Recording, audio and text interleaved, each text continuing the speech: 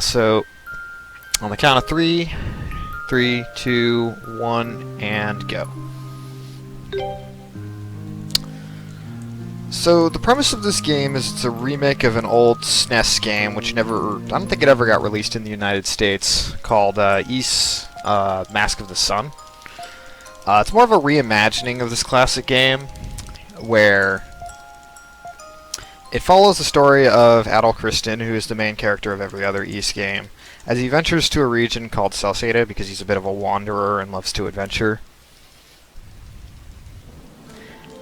And he finds himself, at the start of this game, unaware of who he is, where he is, and just barely even able to stand. So all cutscenes can be fast-forwarded by holding circle, hence I'm just breezing by them. There's about a minute and a half intro cutscene here, where he's like, where am I? Who am I? And we get the intro cutscene, which I can skip by mashing the pause button. So ordinarily there's another character named Dogi, who is Adol's good friend. He's not actually found in this game. Instead we get another mysterious blue-haired replacement for him, who we'll see in just a moment. He informs us a bit of who we are and what we're doing in this region. Before we're able to really figure out anything about our surroundings, since we've lost all of our memories since the title of the game. Something shady is going down at the mine nearby, so we're gonna have to head on down to the mine and figure out what's going on, like the brave hero that we are. I'll be counting on some of my fellow Ys fans. Shoutouts to the Ys Discord and Ys speedrunning community for a little bit of explanation, because there's a lot to explain with this game at the start. The primary method of movement for the first half of the run is just going to be this ridiculous dodge roll, somersault. So basically, several miners in the mine in town have been taken in by some large demon and held hostage. So we have to go in and save them. This lavender-haired woman is the town general and sort of the de facto leader of town. Yeah, I will be giving you tidbits of the story here and there. It's not a particularly fantastic story, but it gets the job done, which I could pretty much say about the Ys series in general. Very lore-driven. Yeah, I agree, Pixel. Cutscenes look really funny with how fast they're going. We'll be getting into combat here pretty soon. So, like any Ys tutorial, as soon as we venture into danger, we are informed we need a weapon. Also, I let go of circle by accident here.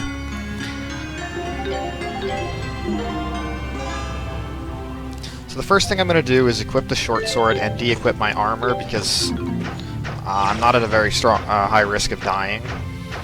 And it's going to be important for a skip that happens later in the run, about an hour in.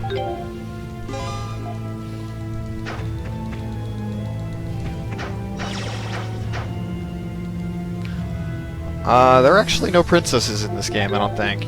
Pretty much all the Ys games are action RPGs, except for one of the crossover fighting games that they made. So combat's pretty basic. You have a basic attack combo by mashing square, and you learn skills which you can set to 4 face buttons and activate them by pressing R1 and the face button. I normally set mine to square because circle is the switch character button, and it's very easy to accidentally switch characters while using a skill. Also, the item get jingle does sound like Super Metroid. It's been that way for 30 years. Nobody's said anything. I switched to Adol here because this part's a little faster to do with him, and then switched to our blue-haired nobody companion.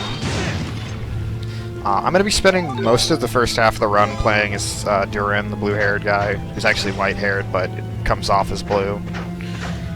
Because his roll speed is faster than anyone else's in this game. Yeah, they sound very similar, but there's like a slight notation difference. Aw, shoot, I wasn't able to keep burrowing.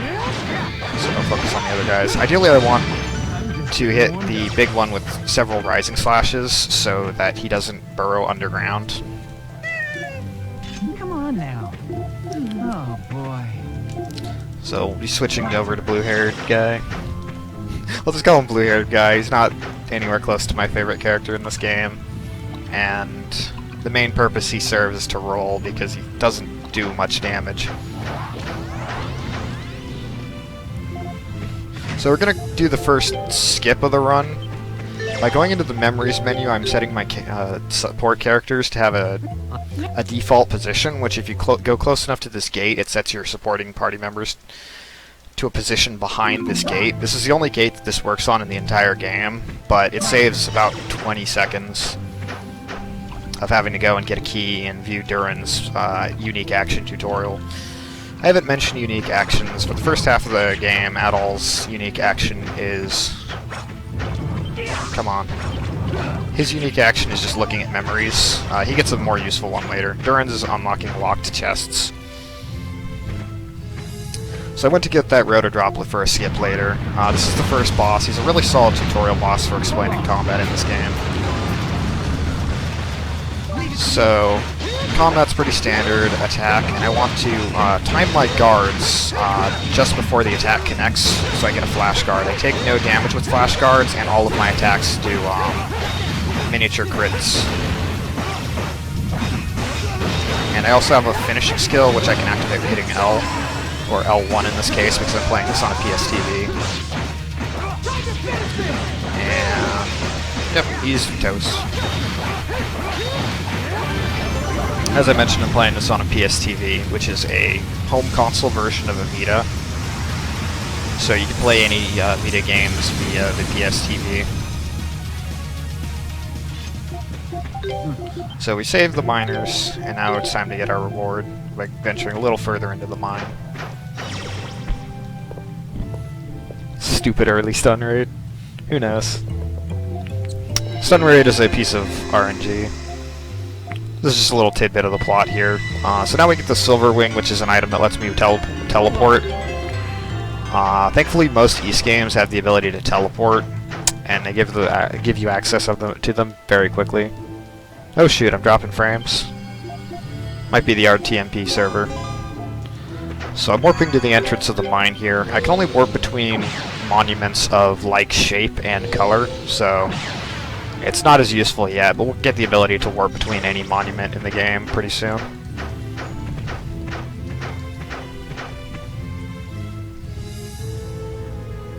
Oh yeah, what Tux said. So anytime I activate a skill like Rising Slash, it boosts my EX meter, which is the little yellow circle on the bottom right of the HUD. So the town mayor / general thanks us and sets us off on a mission to map the world of Celceta, which has so far not been mapped, and a lot of it is uncharted. And Adol, being the adventurer that he is like, sure, why not? I love doing this kind of thing. This is also just a high-ranking officer in town. He's a bit of an idiot. Follows me around through a lot of the story of the game. You have a good night, Ozzy. So Duran tells us we need to accept some quests, like RPG nerds that we are, so I'm gonna view all the quests, which automatically accepts them, and then I'm gonna do absolutely none of them, because we gotta go fast.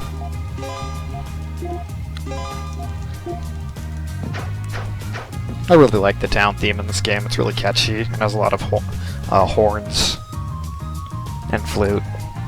The music in East games is just fantastic because the development team behind them, Nihon and Falcom, has their own dedicated sound team called Falcom JDK. Look them up on SoundCloud, you will not regret it. This is a bit of a tutorial for how shops work. There's a crafting and forging system and like item trading systems. We don't really do any of that in the run because they're not as important. Any percent and any percent easy specifically are often about just trimming the fat, so to speak.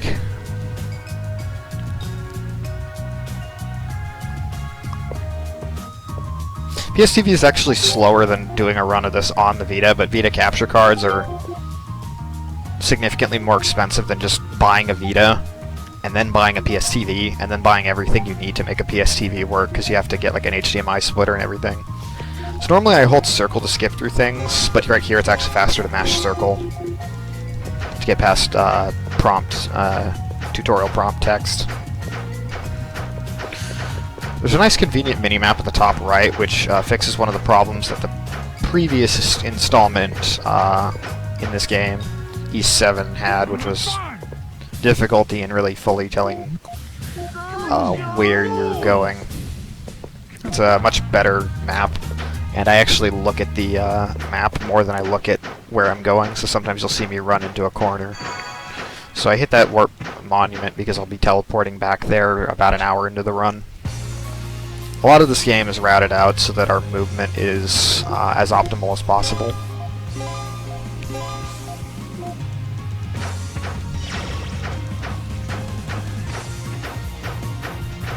I think one of the most famous composers who I think actually worked on this game, if not this game, at least a few other Ys games, a guy by the name of Yuzo Koshiro. He did a lot of classic games.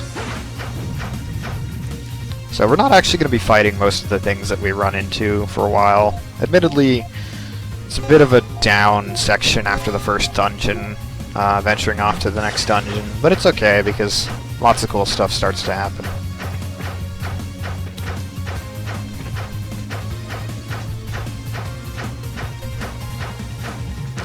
A lot of this is just about making tight turns and knowing where to go and how to go about doing so, while also making sure I don't get hit by nearby enemies. I will need to activate that warp monument a little bit later, but I only need to activate it on the return trip. Oh, you think this is the speed of Go Fast? Wait about an hour from now. Things get really crazy with this game. It's part of what makes this game so fun to run.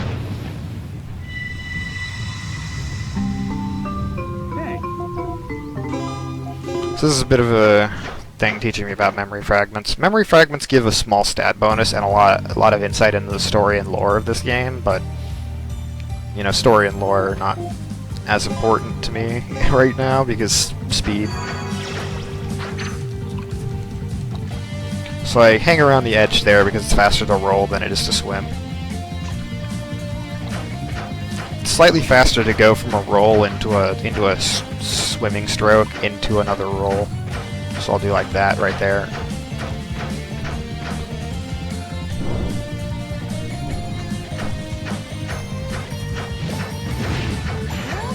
So for a long time we actually didn't know who the fastest character was and just played as whoever.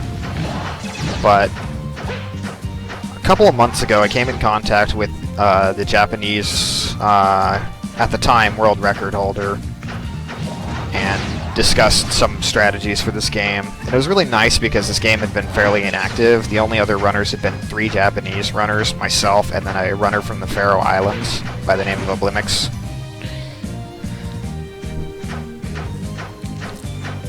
And worked out a lot to trim this run down quite a bit.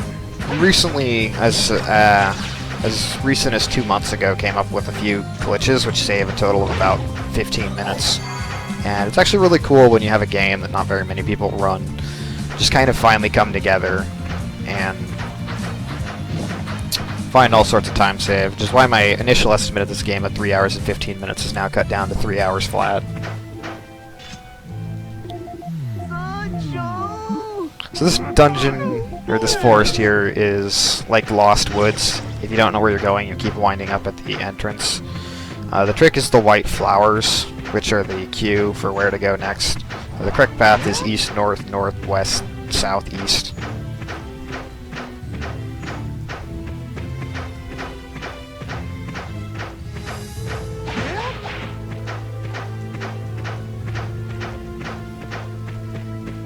To make a bit of a loop around here.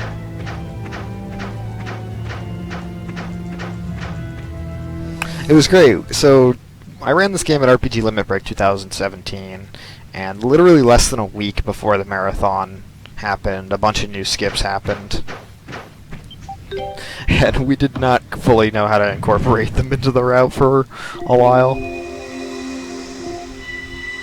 Yeah, what Tuck said, there is a really difficult trick that saves about a minute that you can skip the forest with, but it's inconsistent and really difficult. I'd like to find a better setup for it, but alas,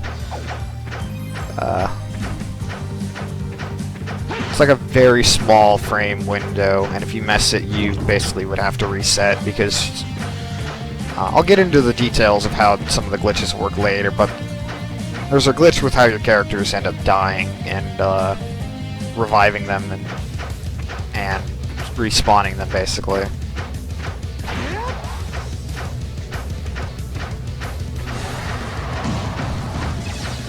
So our first destination in the story is to go to this tree house. Like this massive tree house that would be the dream of any 15-year-old child. As in, it's literally a giant tree city.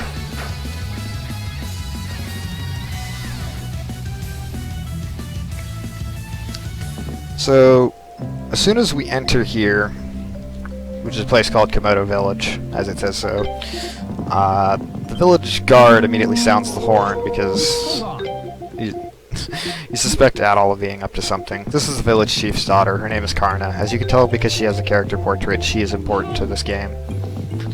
So basically the two of us have been arrested because Adol visited this place before, and as I mentioned at the beginning of the game, he's an amnesiac, so he doesn't remember the last time he was here, only in very fuzzy memories. So strange things started happening around the village, and as soon as he left, so they suspect that he might be to blame, so they arrest him on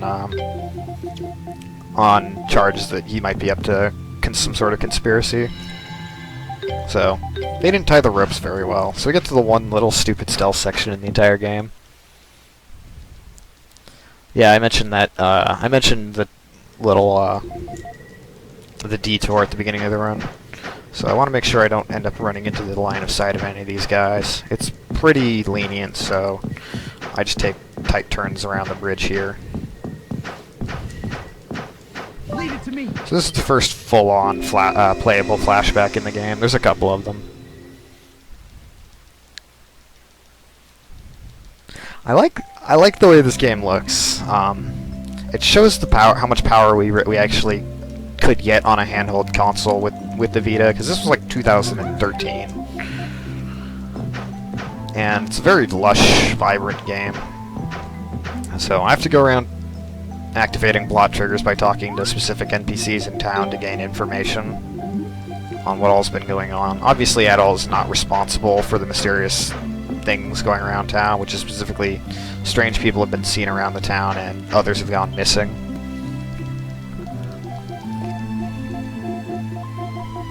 Good thing they can't hear all that rolling. Indeed.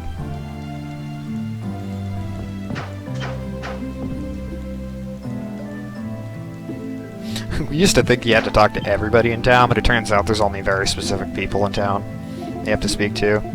So the two people behind me are the village chief's daughter and son.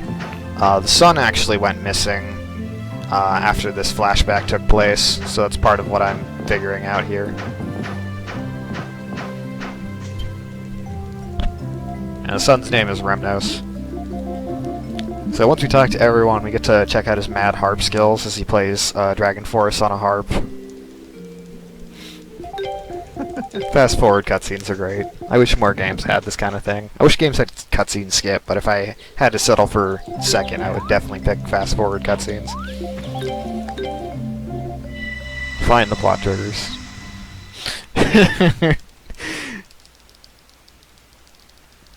Based on a true story. No, nothing of the sort. This is the sequel to Nubo. Yeah, instead of just jumping and flying and saying wee, we roll and then later run really fast. Yeah, so just today they announced that the game that came before this in the series, E7, was going to get a PC port. So I'm hoping they give this game a PC port soon. That way we can deal with the loading screens. Anyways, so clearly we're not responsible. Mysterious men in masks keep appearing around the village, and they just killed the village chief, so rest in peace.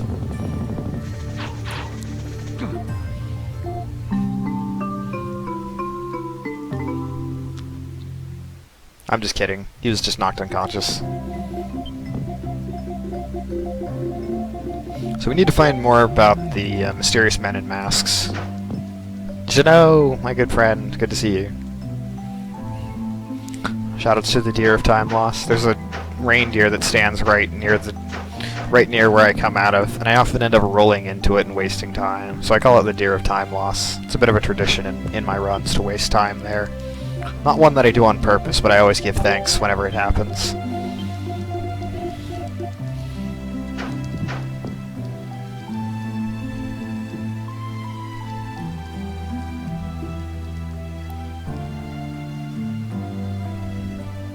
So, now that we've talked to the correct plot trigger, Karna decides, hey, I need to figure out what's going on, where my brother's going, and who those mysterious men in masks are. So she joins the party. A bit of a note, she is 7 levels higher than my other 2 party members, so it's actually really helpful that I have her right now.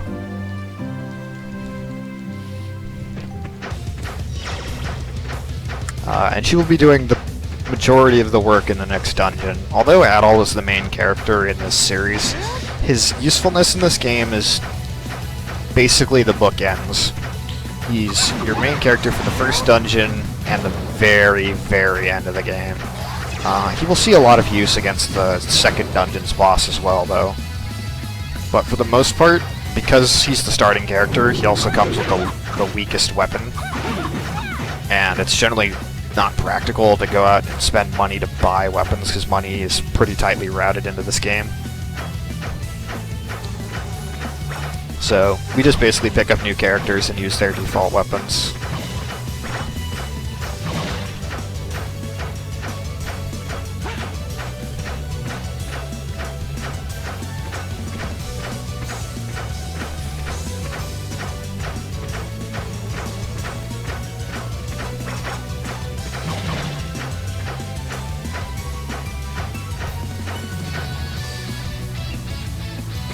I do have to be careful of this upcoming enemy here. He likes to pounce on me and knock me into the wall here. Yep. He hit me, but thankfully he didn't knock me over, which would waste about half a second. There's no real rhythm to the rolling. I just kind of mash X, like slowly, like just push X like every third of a second or so. I want to activate that switch there because I will be using that for a teleport warp a little bit later. Tox, you don't have to spoil everything. I'm kidding, it's fine. Alright, so I'm going to immediately switch to Karna and then use her EX skill, and while that's going on, I'm going to equip Homing Knives to square. And then this is going to do a ton of damage over time, and so I want to spam Homing Knives as much as I can, because these guys love to attack me, and using skills carries a bit of armor frames where they can't knock me over, so spamming this as much as possible means that I'm less likely to get knocked over. Nah, I got knocked over. Oh well. The poison damage that her EX skill does helps out a lot for that wave. And Edel and Durin gain like 6 levels.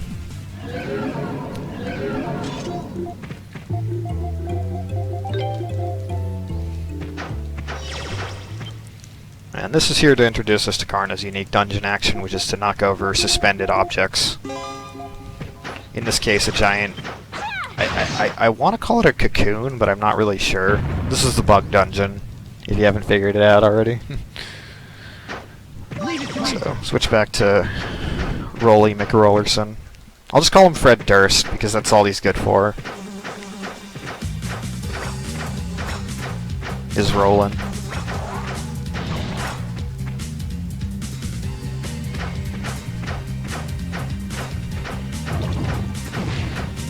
Also, this dungeon theme is great. It has a slap bass line. I don't know if my audio is coming through super clean, but like, just look up the song on YouTube, Harlequin Temptation. Either the 16-bit version or the Celceta version. Both of them are really great. If you notice the frame rate drop, it's because a lot of items on screen tend to lag this game a little bit. It's just a product of this game being on the Vita and being an early Vita title. I'll take a quick detour here for 1,000 gold because there's no guarantee I'll have enough money later in the route. Being 1,000 gold short later would suck. I'm not sure why. You can't even fast forward through it, but Also, Adol's just standing there paralyzed, so he's like jittering while I'm doing this in his cutscenes.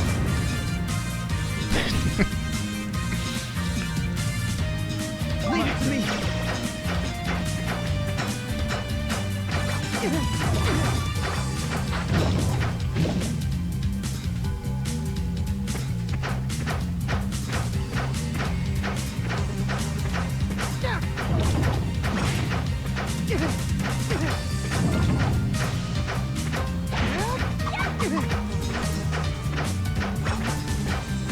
Need to switch to her soon before I pull enemy aggro. You can't activate unique actions whenever you have enemy aggro on you, but thankfully once you do, all nearby enemies just kind of go back to their original positions. It's kind of nice. Cutscenes intensify. Hey, there's far worse games in this series for cutscenes if you're worried about cutscenes in the speedrun. Most of them don't last longer than like a minute. Alright, so we're coming up on the second boss of the game. Flash guards are really important here. Hopefully he gives me a good attack pattern. That attack is really easy to flash guard. If you play perfectly, you'll never take any damage in this game, and this is true on all difficulties, because flash guard nullifies damage on all other difficulties.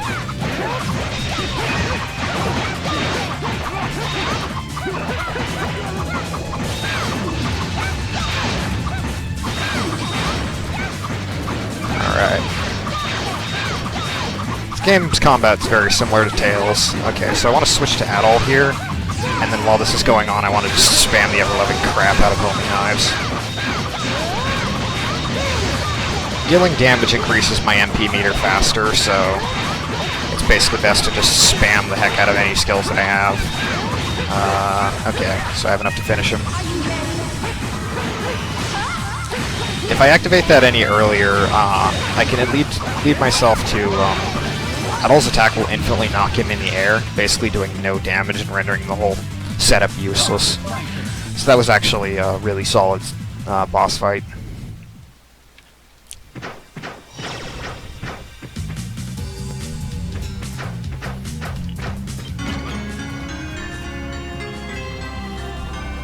So this is the Dwarf Bracelet. It's the first of 8 accessory items and of 4 that are required for the story of this game.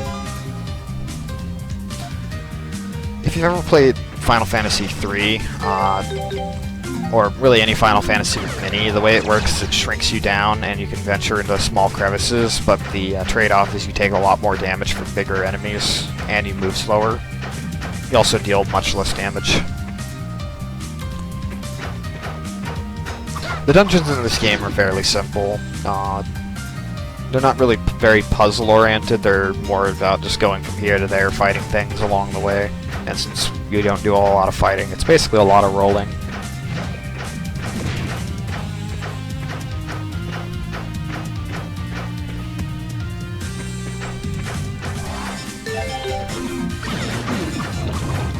Whoops. That menu's a little tough to get down. The Japanese version of this game, you actually don't have to do any menuing there. You can just press a button and it instantly goes to your accessories. This is Durin's unique action, opening locked treasure chests. I need to collect these 3 slate fragments in order to unlock the door to the boss. So I switch over to Adol because it's a little further back and closer to where I need to go.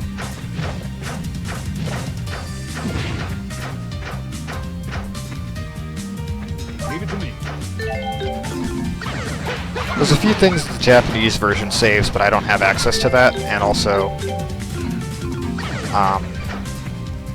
I run on the digital version of this game, which is a little bit faster, so it evens out some of the time, as opposed to the physical cartridge of the game. Like, this is downloaded onto my Vita memory card, which those things freaking cost so much money. This is a remake, well, more of a reimagining of Ys 4.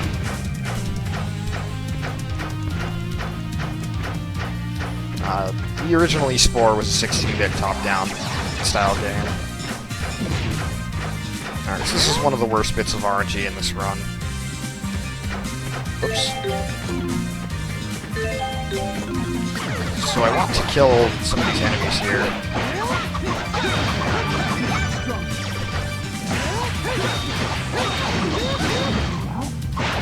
Doing so will cause Adol to learn a skill called Stun Raid, which thankfully I got it on the first wave, so I saved a good amount of time. This isn't a Vita, this is a PSTV.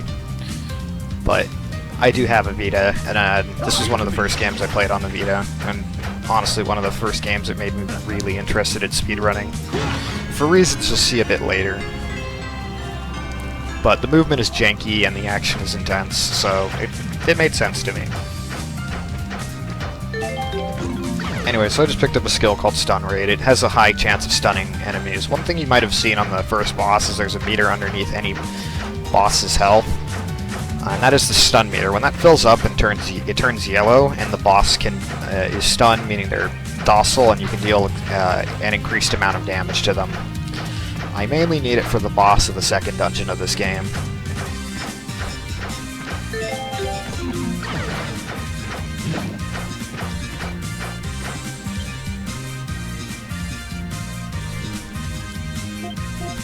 So this is random, and this involves the touchscreen actually. So the Vita TV or the PlayStation TV, whichever you want to call it, has a thing where if you press L3 on your DualShock controller, which is what I'm using to control my my PSTV, you can basically do any of these touchscreen puzzles with pressing L3. It's a little bit janky and it's slower than on console, but again, I'm too cheap to buy a Vita capture card, and that little time loss is not that important to me.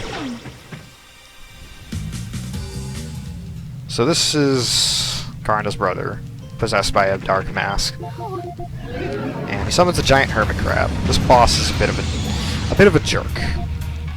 So I want to get into his face as soon as possible, and then whenever he slams me like that, I want to hit him with 2 homing knives, because those do the most damage while his weakness is briefly exposed. Be careful I don't get hit by those, because those can inflict paralyze. If I stand too far out, he'll do different attacks. I mainly want to stay in his face. Come on, buddy.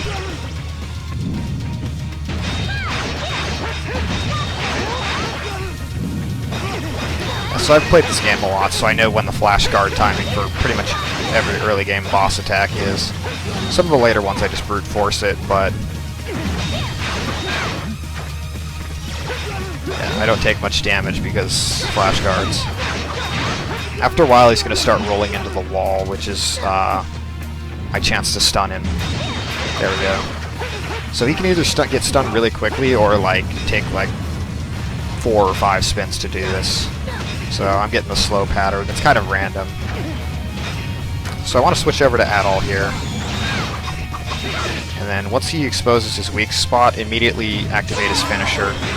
And the reason why I want to do that immediately is because his stun meter doesn't go down right now. It actually is supposed to go down when he takes damage, but there's a few frames after he initially goes down in which I can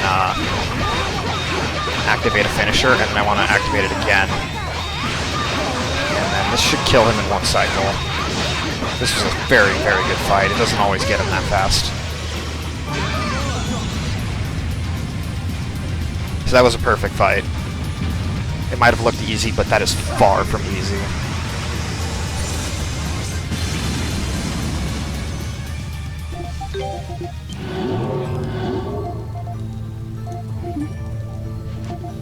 Because, as I was saying, there's a couple of frames in which you can activate a finisher, and his stun meter won't go down, because while the finisher is going on, time stops. Sorry, I use EX skills and finishers pretty interchangeably, so if I use one term, it's referring to EX or finisher. My turn.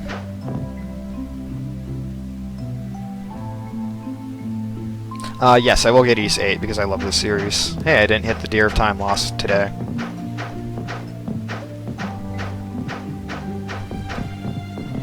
Yeah, he got utterly wrecked. I mean, part of it is the byproduct of this being run on easy, but, yeah, that boss used to be a massive, just element of randomness, whether or not you could kill him fast. No way. So, thankfully, Tata old world record holder because I now have the record in any percent of this game. Not to say I'm a better runner than him, it's just by a byproduct if I had a run with the glitches that he doesn't. I still call him the better runner of this game. He's also done a run of Nightmare. Anyway, he found a lot of unique strategies and time saves that... Like, I initially had a 3:14, like, 18, and that was the first time I took record, and then he just came out with, like, a 2:59, and just utterly blew my mind at how fast you could play this game.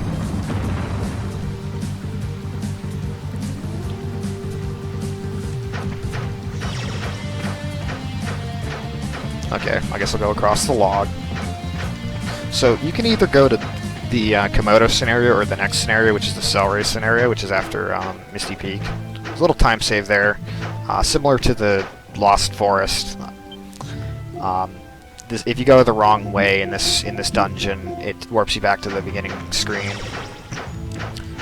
But it's actually ideal on the first screen because on the first screen it warps you to the northeast end, which is where you need to go, so it saves you a little bit of time. The gimmick to this dungeon is you always want to be going downhill. Or, not dungeon, but this mountain here, is you always want to be going downhill. Otherwise you just end up warping back to the first screen.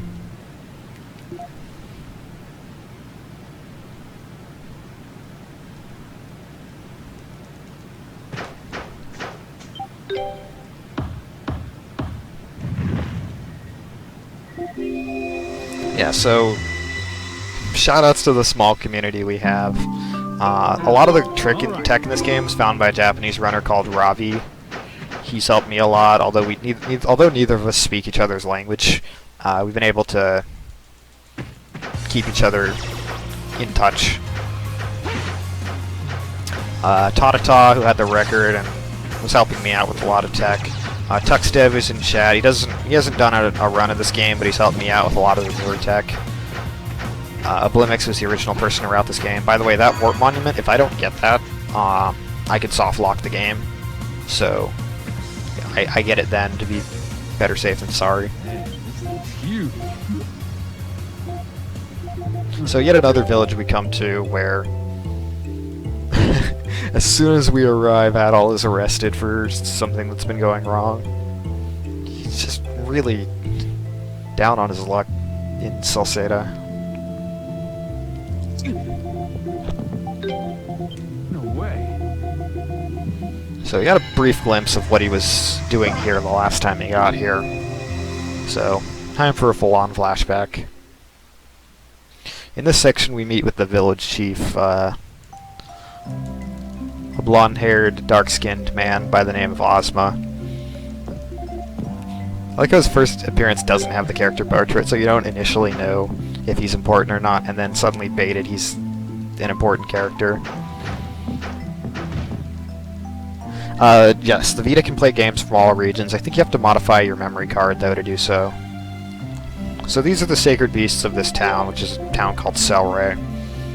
They're called Spartas, and they're these giant ostrich-looking dinosaur thingies.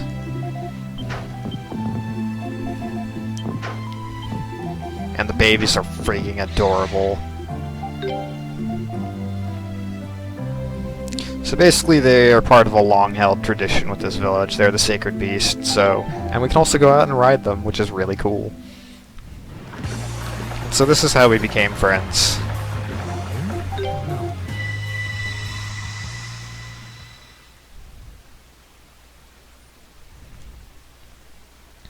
So now that Adol remembers what he was doing last time he was here, you go up to this guy and you ask him that you want to meet Ozma. Make sure you say the bottom answer of the two, otherwise you lose like 5 seconds. No way. Most of the dialogue choices in this game don't actually matter, and they don't have an effect on the plot. It's just like, but thou must kind of prompts. It's like you have to pick the right answer or else you can't move on. Oops. My turn. Obviously the blue is faster than the red.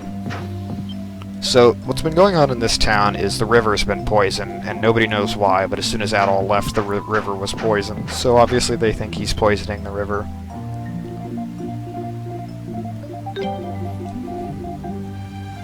So we need to find out what's been going on, like, why the river's been poisoned.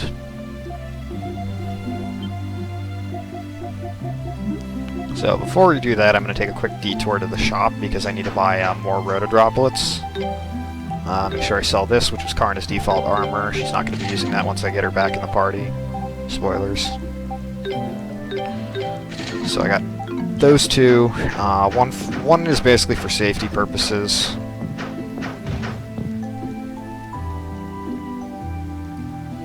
Yeah, this console kind of didn't get a lot of love in the States, but it was fairly successful in Japan. I personally really like my Vita. It's a nice portable PSN, if nothing else. Alright, shoot. So I have to answer the bottom answer for all of these prompts here, otherwise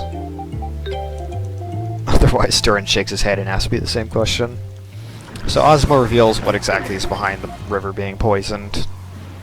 Turns out the Spartas are the ones doing it, and that it's their natural defense mechanism against the person who is, it's their national defense mechanism against anything that comes and tries to invade their lair. So it's really not their fault, but nobody in the village knows that it's them. So now we need to head to the sacred burial grounds, Sacred Beasts Temple. Leave it to me.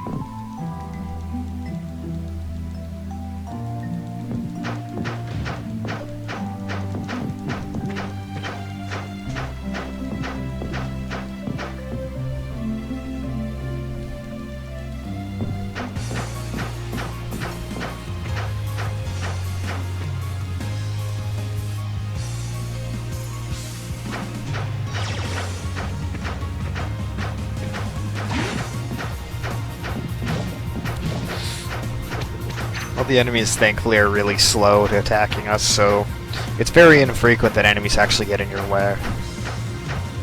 So it's time for the water dungeon of the game, and this water dungeon is actually really solid. Like, in terms of its design. Mostly because this game is very light on puzzles, so it's not easy to get lost in here like some water temples.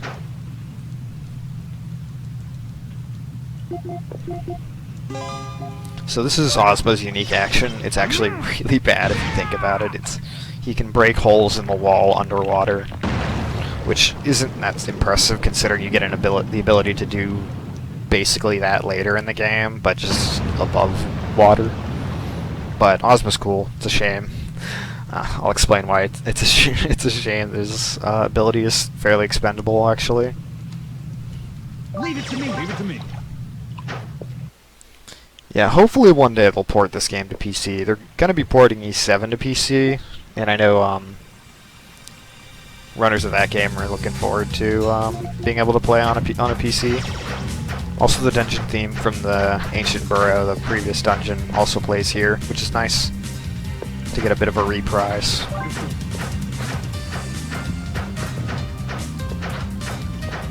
I have to be careful here because even though Durin is faster to roll, if I roll too far, switch back to Ozma, and Ozma's pulling enemy aggro, I won't be able to complete this unique action of breaking this wall.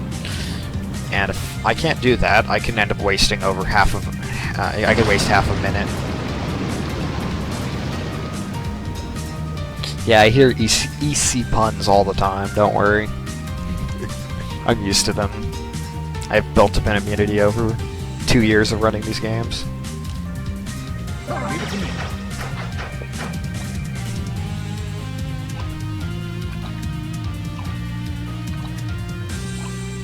So I have to raise the water level up to these stairs a couple times.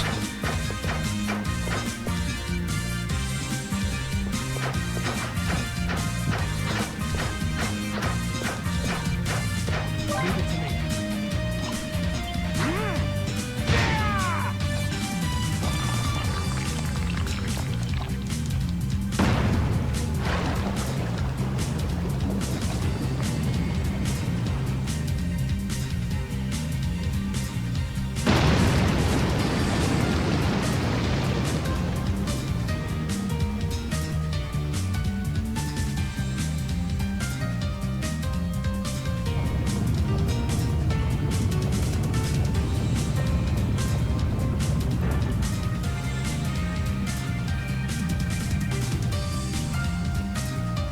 So that's part 2. Gotta go and raise the water level one more time.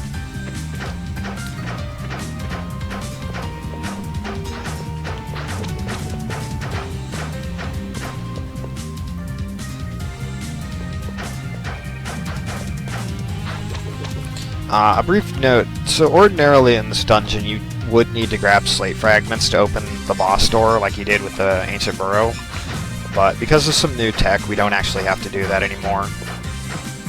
So the room on the north end of the entrance here, normally you would have to go there to get the first slate fragment, but we don't have to. Dude, you think the movement for this game is fast now?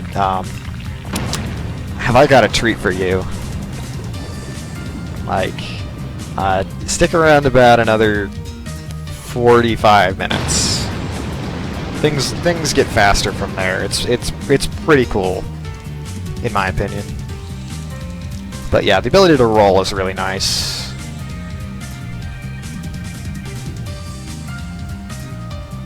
So, this is a little confusing because I need to head to the right side of the room, but that wall is on the south end, so like, you think, oh, I need to head to the right, but it actually takes you to the left side of the minimap.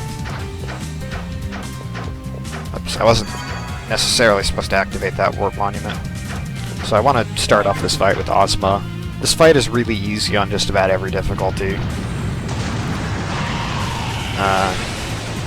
Hopefully I can quick kill him. Whoops. So Ozma's finisher is really, really strong.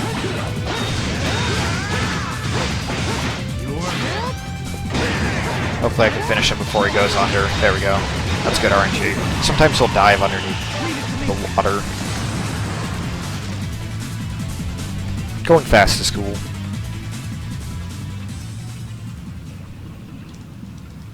My turn.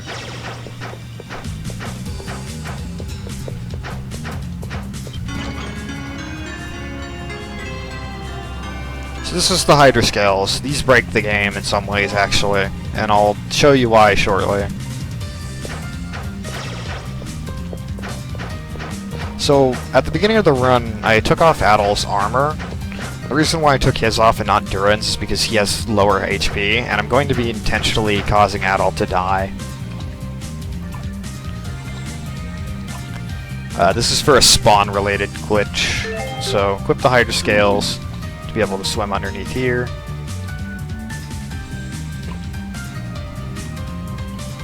So, I'm going to want to pull the aggro of this big frog-looking thing over here, and then I'm going to want to de-equip that and equip the Dwarf Bracelet because I take more damage while I'm tiny, and I want to make sure I'm swimming in the water.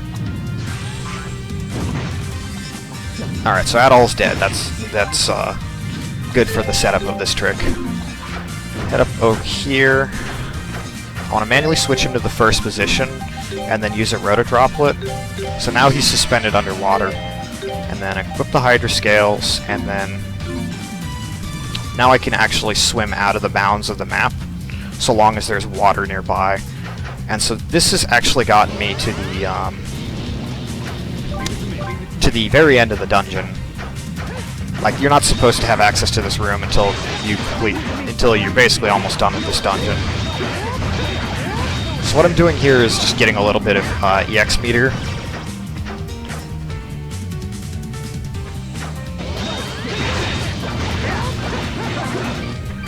Alright, so I'm going to be attempting this glitch one more time, because I don't have the slate fragments, and I'm going to intentionally kill Adol again. If these guys can reach me. There we go. I want to make sure I have this equipped, or don't have this equipped. Go up to about here, do the same thing. And now, Hydra Scales. I'll be very careful I don't end up accidentally clipping back inbounds. Oh shoot, so that was... There's a little bit of a crevice there. If I fall too far, then I die. So... I need a whole triangle to rise up. This is perfectly fine. This is fine. So now I'm back in bounds, and I've just reached the end of the dungeon.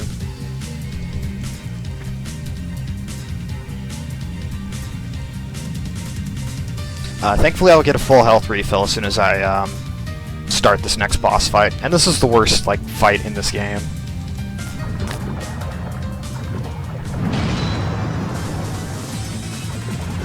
So I have to swim around this giant donut and hit these spike ball mines and have them explode in his face. Their location is kind of random, and how much damage they end up doing is random, so...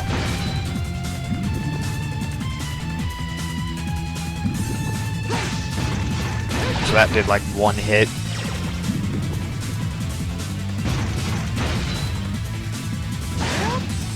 That did a lot of hits, and thankfully my party members did an excellent kill it. The reason I do use Adol for this is he doesn't do a lot of damage. Ozma would just kill these spike balls instantly. So I'm getting some bad spawns here. Darn it. This is actually really difficult, by the way. Yeah, this is going really poorly. Oh well. Come on. Please. I'm actually on PV pace right now, so... There we go. Finally. This cutscene's funny because all the characters are set to the exact same coordinates for whatever reason, so they're all standing on top of one another. Before we get to the next fight, I need to equip Adol with the stun rate skill that I picked up in the first dungeon. This is because this skill has the ability to increase stun meter extremely quickly. And I want to stun this boss as fast as I possibly can. We'll also see the first example of a flash move. You'll notice I do a lot of dodge rolls. If you dodge an enemy's attack right before it hits you, you do a flash move, which slows down time and allows you to get a lot of hits in a very short amount of time. So like that.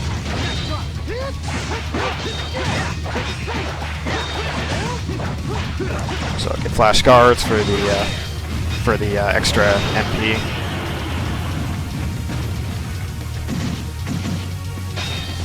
Darn, I did that a little late.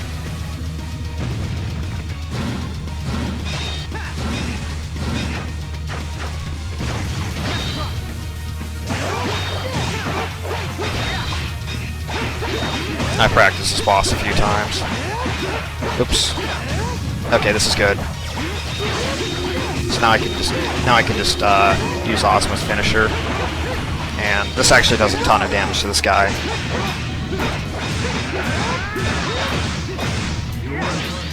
And by a ton, I mean a crap ton of damage. So we just one-cycled him. So for how bad the first cycle went, that second cycle went extremely well. That is way harder than it looks.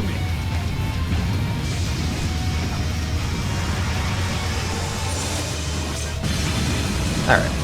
Second dungeon basically completed. No.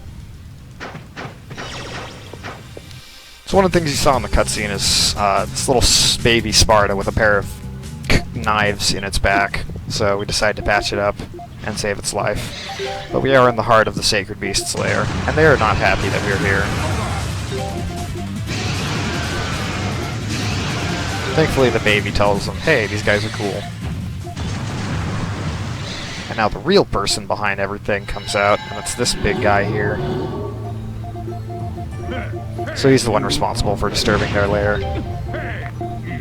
So he just slaps us aside, teleports away, because we're apparently not worth his time. That is true. Yes. I see. Takes several hours getting used to a lot of the strats in this game. Alright, so we're gonna do the next part of a glitch which I set up earlier, and use the last of our rotor droplets. This is gonna be the last instance of this way of doing the glitch. And this is also the scariest, because if I mess up I have to go back to town and waste a bunch of time. So I'll do the unsafe strat, and then after that I'll just play it safe. Mostly because this pace is actually really good. I have to activate that cutscene right there. I can actually bypass the cutscene through the use of this glitch, but the game won't let me progress until I've activated that plot trigger. So I'm going a little further ahead because there's a dungeon here that I'm supposed to go to a little bit later. And I'm going to glitch my way into the dungeon. So, dwarf bracelet, whoops. And I want to lure the dragon guy over here. So hopefully he kills me. Okay, so that's good. De-equip the dwarf bracelet, and then head over here. I want to hang towards the center, because this is the safest spot. Do the same glitch. Rotodroplet Addle. Very careful here, because this is really, really easy to mess up. So now I've clipped underneath, and... Alright, so I did clip back in bounds, but I triggered the loading zone. So this is a dungeon I'm not supposed to have access to yet. I can't complete this dungeon with this party, but it allows me to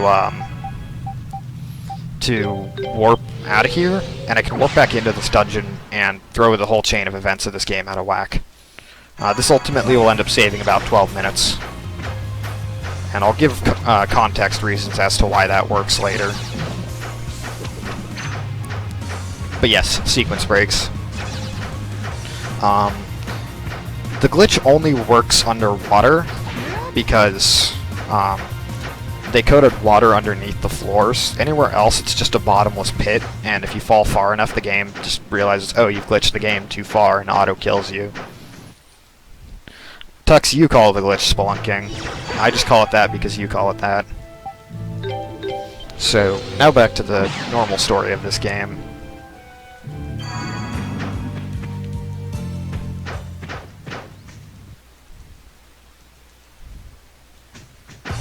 Oops. So we're gonna head back to Cassinan. This is the fastest way to do it, which is why I set up all those warp points along the way. Tux, please, you don't need to spoil things.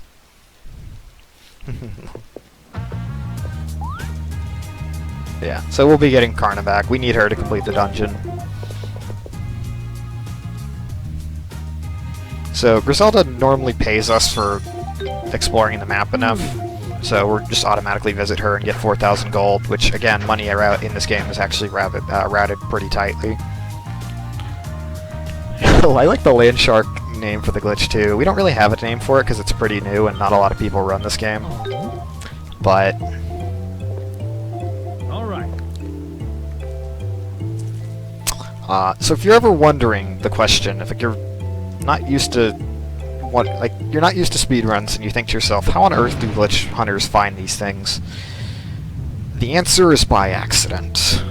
For a lot of things. I found that you can clip underneath things through despawn glitches completely by accident, and then Ravi, a Japanese runner who I mentioned earlier,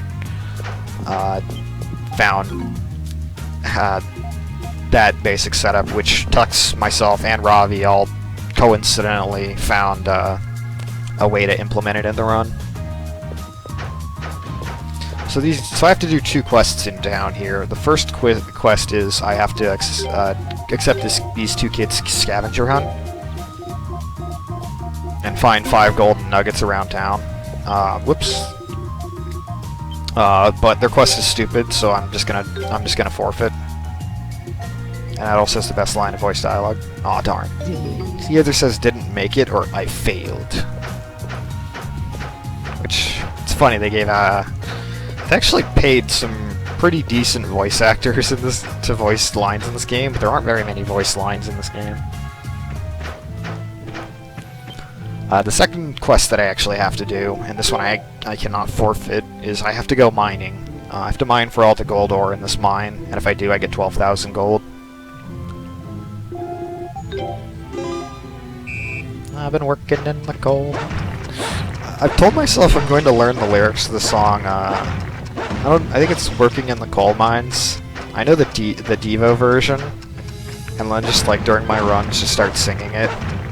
No, I can't sing, but I don't know the words to it, and I'm worried that if I learn the words to it, I'm going to ruin the joke.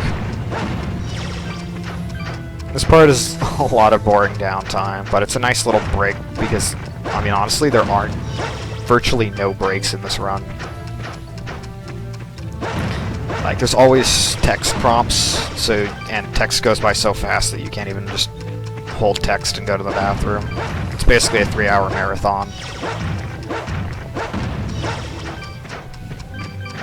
So all this extra mining is, well, extra. I don't have to do it. But I'm not a scrub, so I'll do the job I was hired to do. I've already got all the gold, so it's fine. I have to do both. I have to accept both quests and resolve them, either by forfeiting them or playing them out. And this is a quick way to get a ton of gold, so yeah. The other one gets you a bunch of gold nuggets, which you can sell for a lot of money, but that would involve going around the town doing the quest, which is slow. And we could just tell the kids, no, I don't want to do your stupid quest. Head back to the town gates, and everyone's looking up at this mysterious girl at the top of the town entrance. Hello.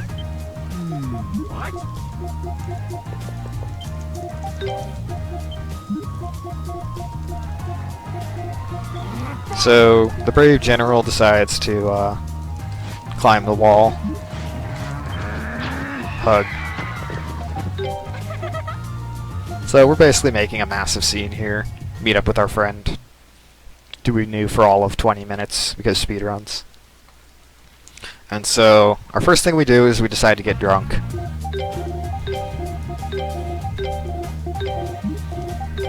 Just kind of she just passes out, and Durin immediately comes and says, Adel, what did you do to her? And your first line of dialogue is, I almost got away with it too. Turns out you were just drinking juice, and she was just really, really tired.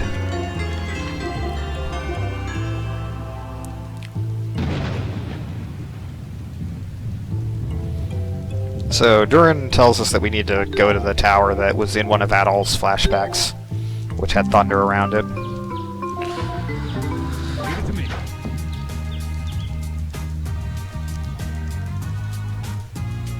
Oops. Oops. You can't just hold straight down right there for some reason.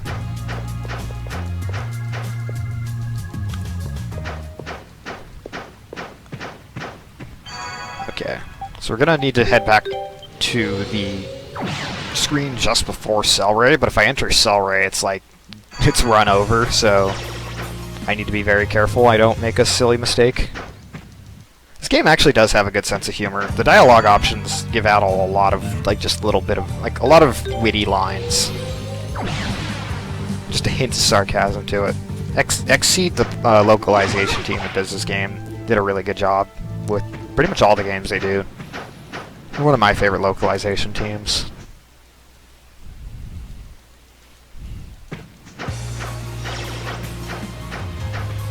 Alrighty. So we're supposed to head back to Cellray, meet with Ozma, and then figure out how to get into the underground ruin. But because of the warp that I created earlier, we don't actually have to do that, so very careful here. There, I didn't end the run. So I'm not supposed to be in here. Ordinarily there's a cutscene that's supposed to play here, but since I've thrown the chain of events out of whack, all subsequent cutscenes other than dream sequences don't play. I'm gonna shut up now because this is my favorite dungeon theme in the game.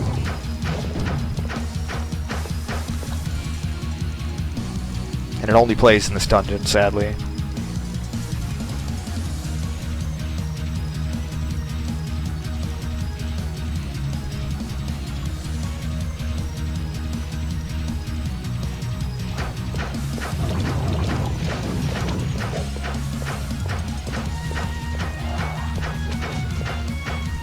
So I wouldn't be able to pass this screen without Karna. Otherwise I could play ahead and save more time.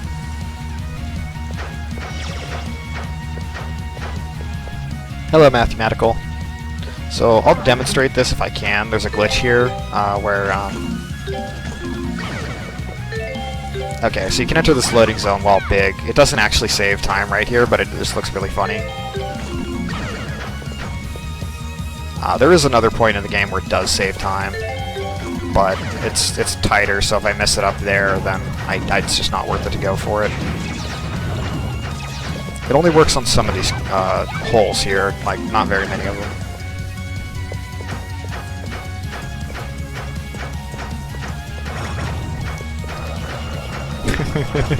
The flip. Never heard it. Oops. Alright, so I want to switch to Karna here, and then just kill enemies until I get a skill called Napalm Shot. She learns it really fast, so it's not nearly as RNG.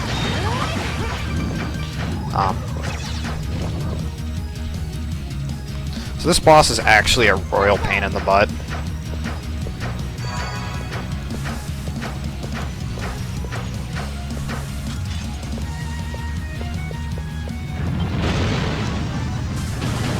So right here I want to equip Karna with Napalm Shot to a triangle.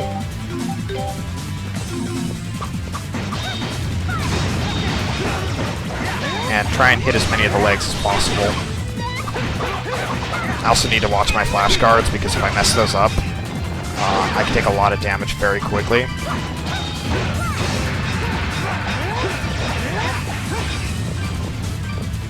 Oh shoot. Okay, we're good. We just opened up.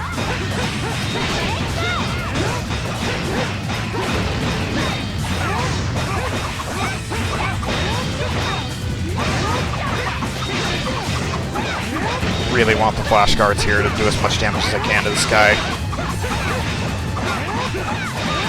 Darn.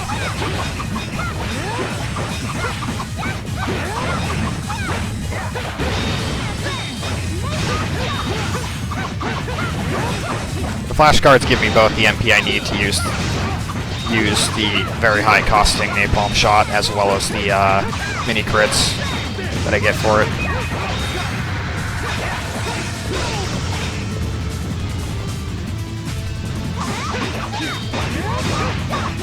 Also, EX skills get mini crits whenever I flash guard right before them. Darn, I timed that guard way too early.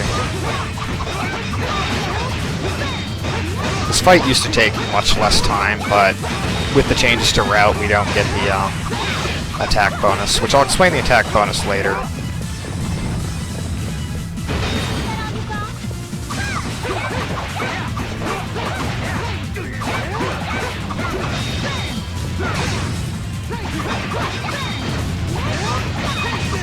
Oops.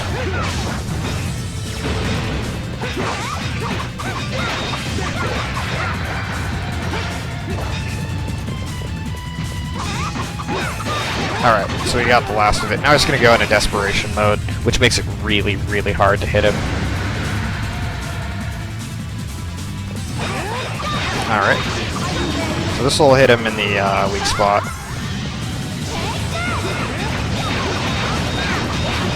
Karna's the only one who can really do any damage for this fight, this part of the fight, because she can actually hit him at elevation. But it's also just really tedious. Come on, buddy. This attack thankfully doesn't do enough damage that I have to worry too much about my health. Alright, this is good. This is good. Got him. The thing about AI-controlled party members you'll notice is AI-controlled party members cannot die. The thing about AI-controlled party members is they do reduce damage, but they will never die on their own. They stop doing attacks when they're really low on HP, though.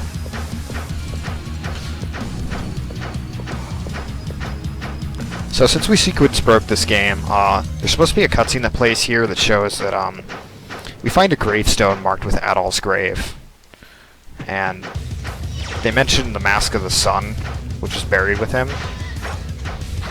But we need to figure out why there's a gravestone with us, considering we're very much alive. So, bam, in the distance there's the Thunder Tower, so it looks like we're headed in the right direction.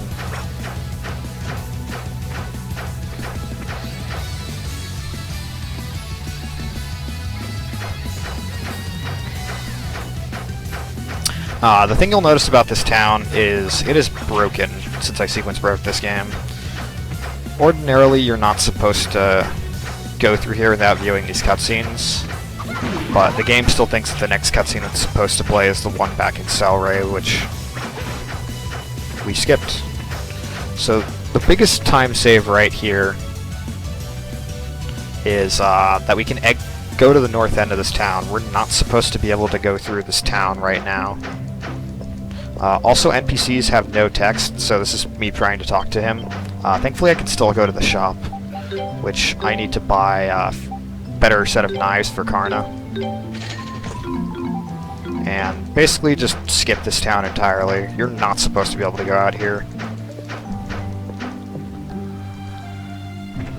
I do need to set this warp point, because I'll be warping there later. Little side effect here is this cutscene's supposed to... or this whole path up the mountain is supposed to be happening at night, but it happens at day. So in that town you meet this pink-haired girl named Kalilica, which we'll see a little bit later, and this blonde-haired girl named Lisa, who are friends with this god of this domain by the name of Eldeal. We've heard his voice like once in cutscenes, but haven't seen much of him. So I try and contextualize it, but we skip a lot. Also, so any memory cutscenes happen as scheduled, so we've just put the game back on track. Osmo will appear in cutscenes, but he's not a playable character anymore.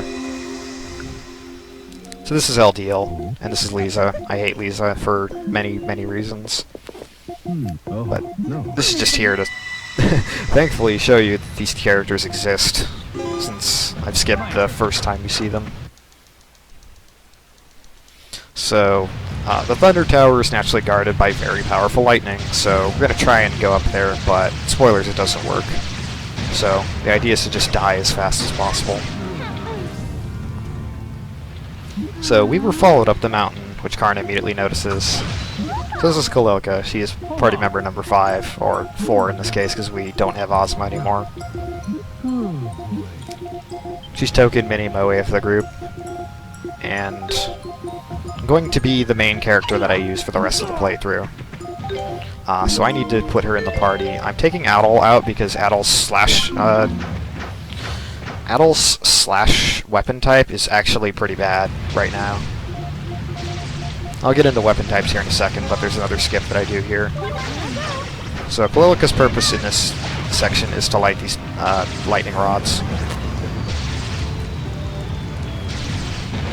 Legend of Heroes is in fact the Trails series. Trails is just all the games after 6 in that series, I believe.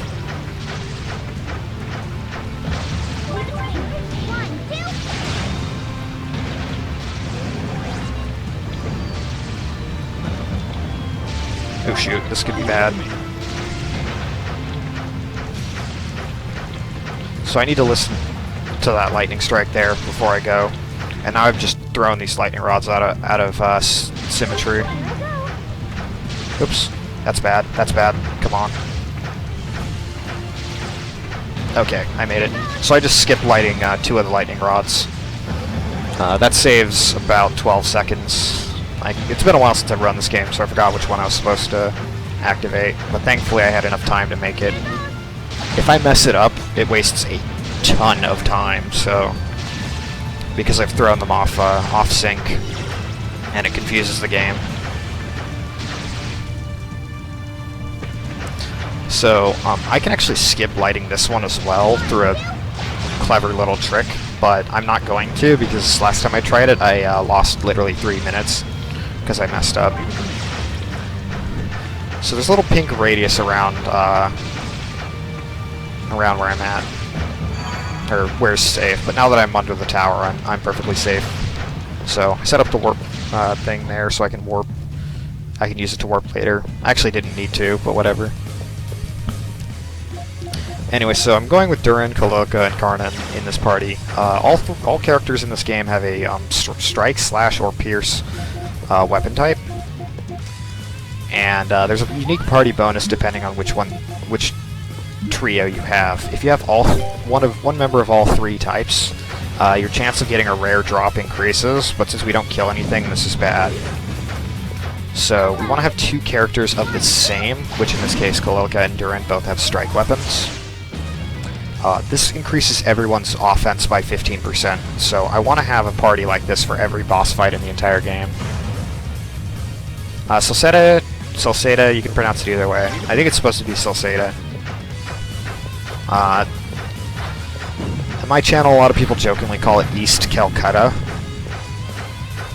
because East Origin, which is another game in the series, is jokingly referred to as East Oregon. Alright, so this trick is pretty precise. So I want to lure them over here. And I messed it up. So we're going to load a memory cutscene, which hopefully despawns them for just long enough for me to activate this tower. This is a backup strat. So I have a few frames in which I can activate this. There we go. So that's a backup strat.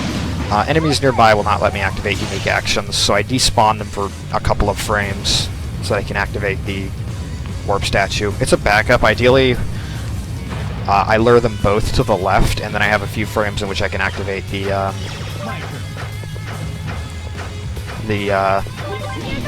battery in the center there.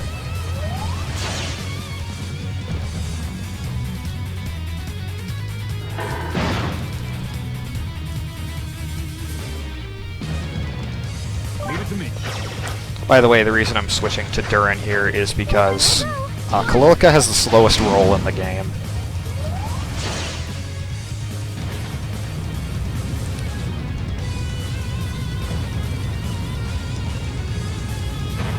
She's just generally the slowest moving character, but she hits like a truck, so I like to use her.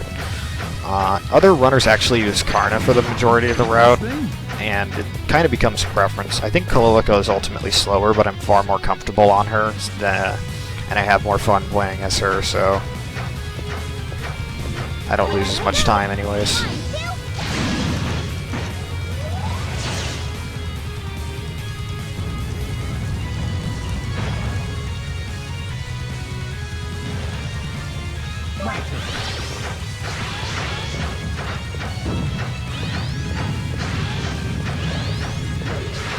I tried doing a run playing as Karna as the main damage-dealing character one time, and I had, like, no fun whatsoever. So I'm like, screw this, I'll take the time lost to play the character I enjoy more. Oops, there we go.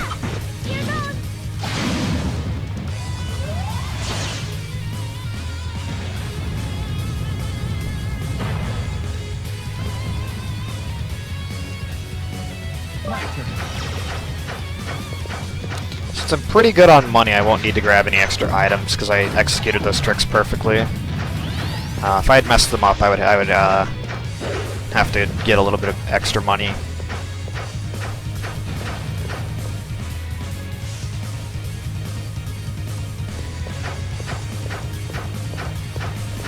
So this is the first boss of this dungeon. Actually, you fight him twice, but you fight him in different capacities each time.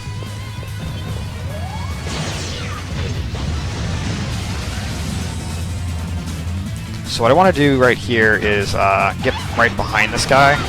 I also want to switch Gravity Sphere, which is Kalilka's bread and butter skill. And make sure that that's on square, because that's the most spammable skill she has. I also want to stay behind these things so that they don't like repel me. So the basic combo is typically a bunch of attacks and then Gravity Spear, rinse them either repeat. Tried to flash guard that, but I just got a regular guard, which saved me from taking any damage, but I didn't get the bonus. Alright. There we go. We defeated the first phase of the boss. It's really easy. So I'm going to switch to Karna here right now. Darn, I'm losing time. Alright, so there's a reason I call this split Gotta Go Fast.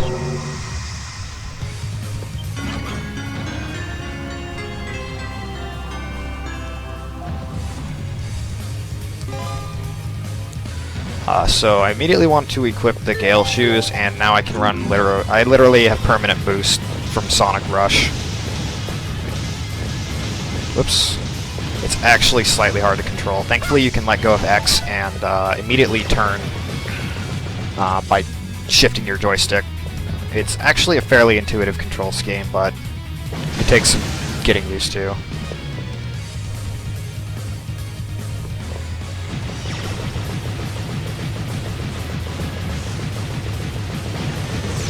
This is just a bit of a sort of pseudo-tutorial showing you how this works. So one napalm shot is enough to kill it. Oops.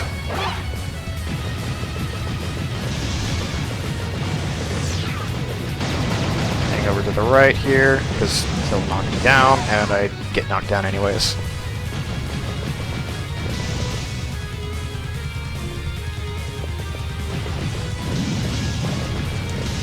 Okay, whoops, I forgot that she was next, not second. 3 people sharing one set of boots.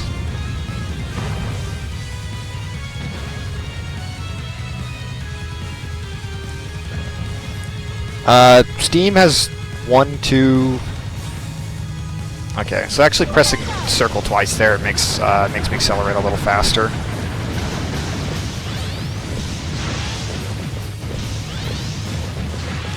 Some of the games are on Steam, a couple of them are on PSP and Vita, namely 7 and Felghana, and then pretty soon 8, but that's going to be on PC when it launches. So I want to lure all these guys down here so that they don't aggro me while I try and light this switch here. Yeah, PC and PSTV will get you pretty much all the Western localized games worth playing that, like, haven't aged poorly.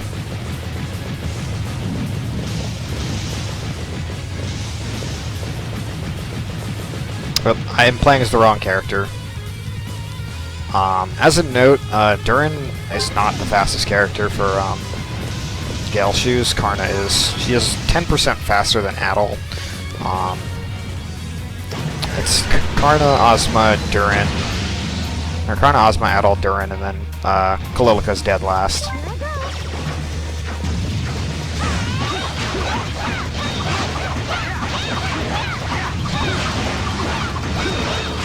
Ow, that did a lot of damage.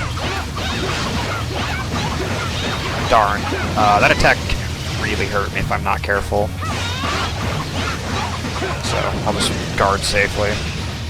One of the quirks of easy difficulty is you, when you guard... Alright, screw it. You take no damage, but it doesn't make this run it doesn't trivialize this run, let me put it that way. Alright, so we got past the first phase. This part I actually want to use Karna for. It's why I bought her upgraded weapons.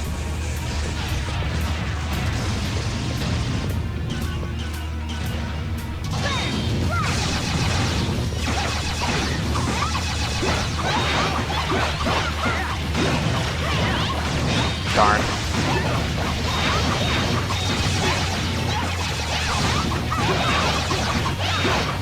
So it's going to fire its laser, and then I want to switch over to Kalilika, because she can do a lot of damage really quickly to this guy. Alright, there we go. That was pretty solid.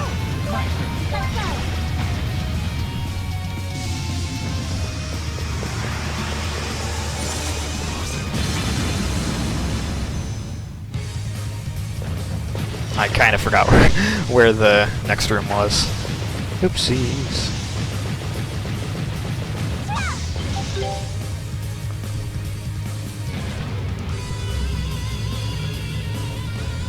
So now we can ascend to the top of the tower and meet with the god Eldeal. But nobody's to be seen, so we need to find him.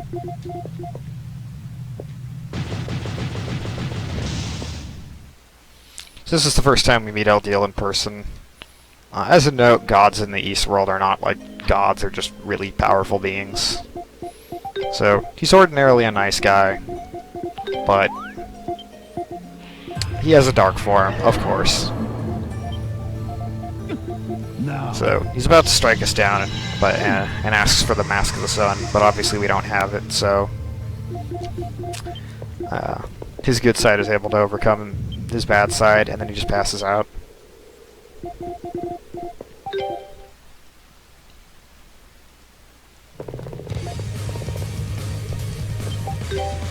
.9 dungeons.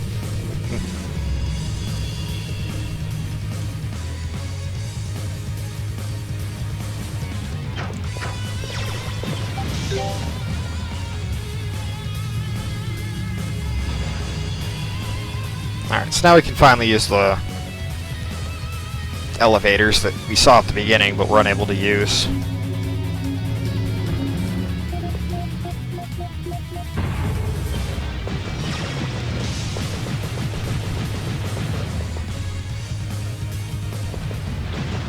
I lost a little bit of time on that segment, but not much, so warp back to town. Because Highland, we saw in the previous cutscene, is just getting blown the crap out of.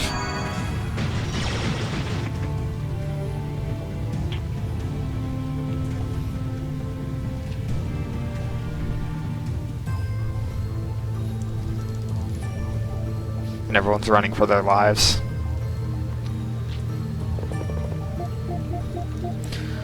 So I want to have Kalilika for this part.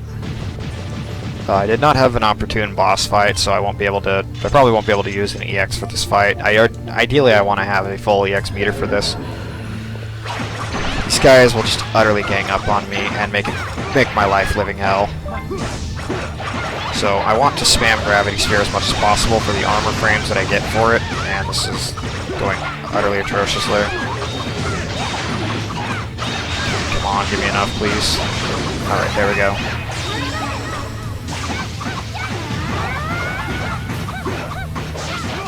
So she almost died.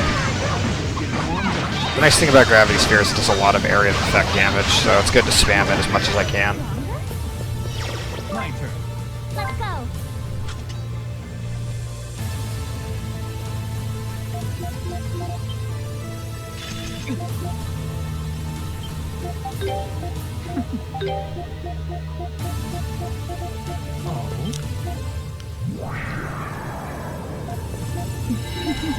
So it turns out this weird white-haired man we saw earlier is in cahoots with the other two people we saw at the end of the first two dungeons, and is also a bad guy.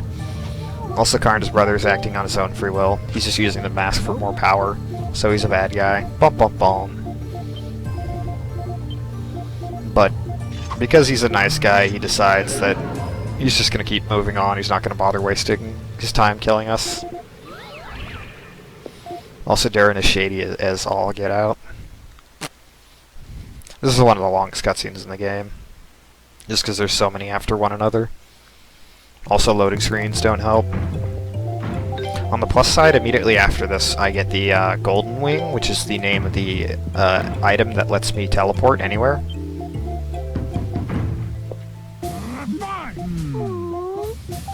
What?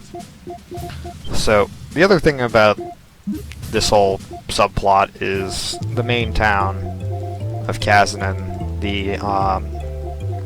Several of the troops that were attacking Highland Town, which is the town that I'm in, were from Kazanin, so the general's just wondering, like, what's going on? Why are my troops attacking this village when I didn't order them to do so? So basically the masks that everyone is wearing gives them a bunch of power, but it also puts them under control of whoever has the mask. Oops. So now I can just press select and warp anywhere. So we're going to head to the west of the tower, which we couldn't get to before.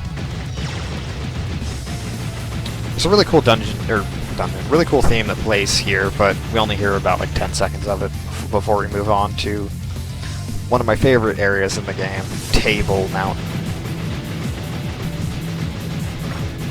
Favoritely named, I should say. Favorite named. God, I cannot into the English language tonight.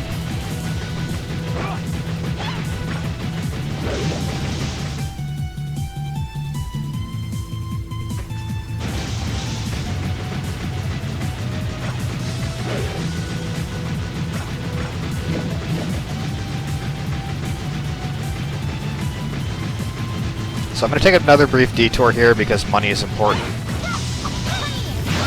What? She completely missed that napalm shot. Okay, this is actually really good. I want to have this skill right now. Okay, get the gold. Oh shoot. This is bad.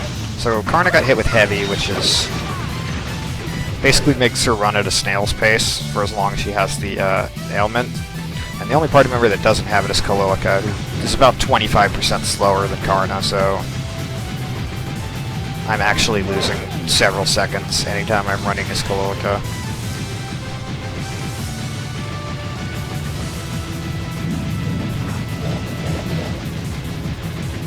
I don't need that warp point, so I just skip it.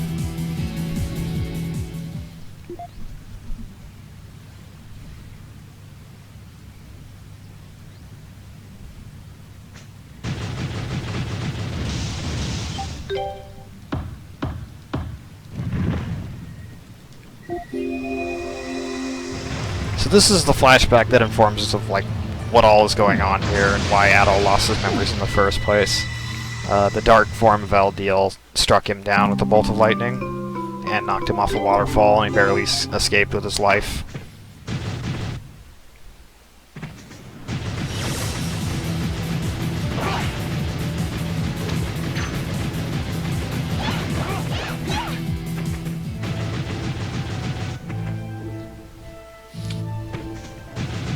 I really like the atmosphere of this place. It's kind of a shame you can barely see it because when you run so fast the screen kind of gets a little bit of motion blur.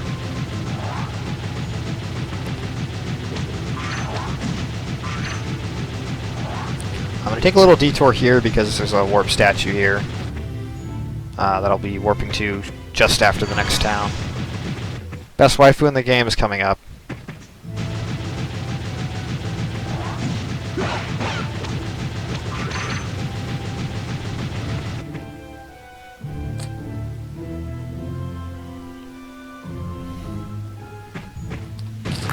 No, I don't pick and choose. All the girls in this game are great.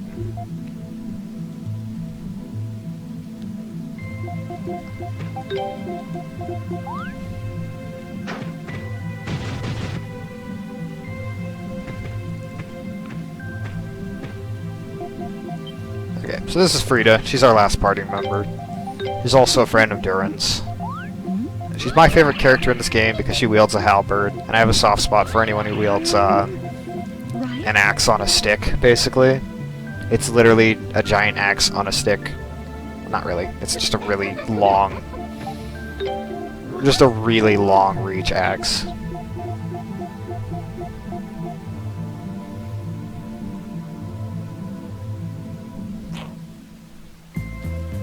Oops. Should be running up this way.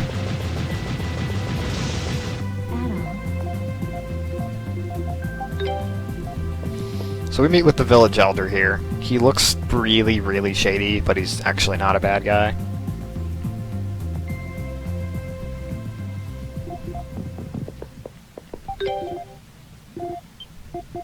You can barely see his character portrait, but he has like a scar on his eye. So he shows us that the town has recently come into possession of the Mask of the Sun, which had been lost when Adol fell off the waterfall. So now they have it sealed behind a barrier. Because it's the dark, powerful magic MacGuffin thing that has way too much energy, and thus drives the plot of the rest of the game.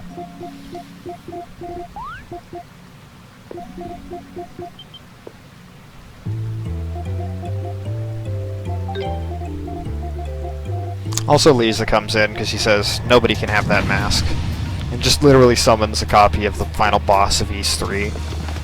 I don't ask questions about these things, just pointing out. Oh, I'm losing more time here. Oops. So I want Adol in the party for now because Frida has slash element, or slash type. So I want to set her X skill to be Demonic Edge, which is a... darn, I was hoping to get a flash guard there. Oops. Get out of the way! Trying to get a flash guard here. And then use the finisher, which this should almost kill him.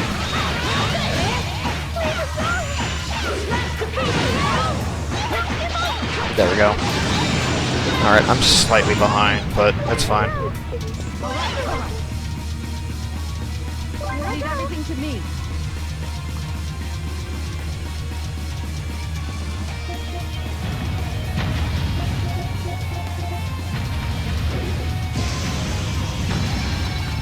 So she grabs the mask for herself, but the idiot that she is, she lets him take it. So, good old RPG plots. Wait. So now the bad guys have the dark, powerful magic MacGuffin. Things do not bode well. What have I done? That's reason number 2 I don't like Lisa. She's in a lot of cutscenes which waste time. She attacks us for no good reason. And then reason number 3 will come up in a later dungeon.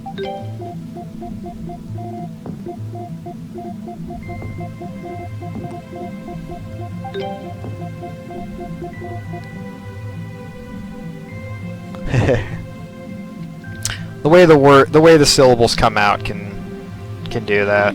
Flash guard. Thank you very much. Also, we just let her go. Why? No. Alright, so now we have Frida in the party, so we're gonna warp to the Ashen Forest.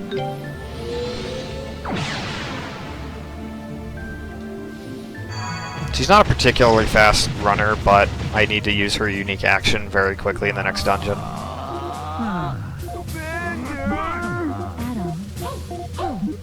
Also, the boss fight with Sol Galba 1 is really annoying, because it loves to just knock you back.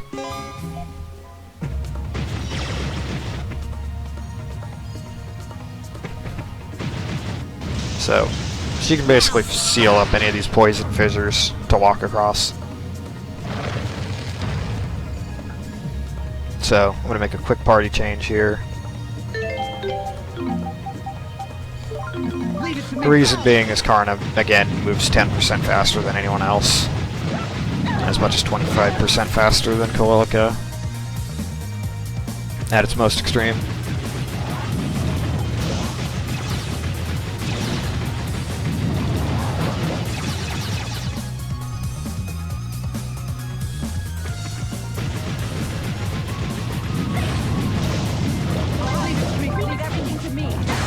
Okay, so I need to kill this guy, otherwise it's just going to prevent me from sealing this fissure to move on. They're Leo, Panza, and Sancho. They just kind of follow me everywhere. I don't know, this game needed its, like, fun comic relief characters for some reason. I think they were in the original games, but I don't know who was in the original game and who was in the, remake, I guess you could say. I don't really call this game a proper remake of Ys 4, I call it more of a reimagining. Because it's the same world, but like, and a lot of the same characters, but it's vastly different in terms of style, presentation, gameplay, all that. So I'm taking a detour here because I need to create another warp point.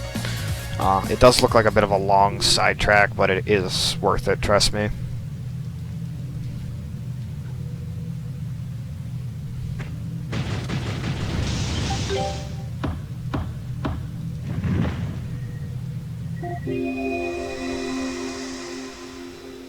Battle.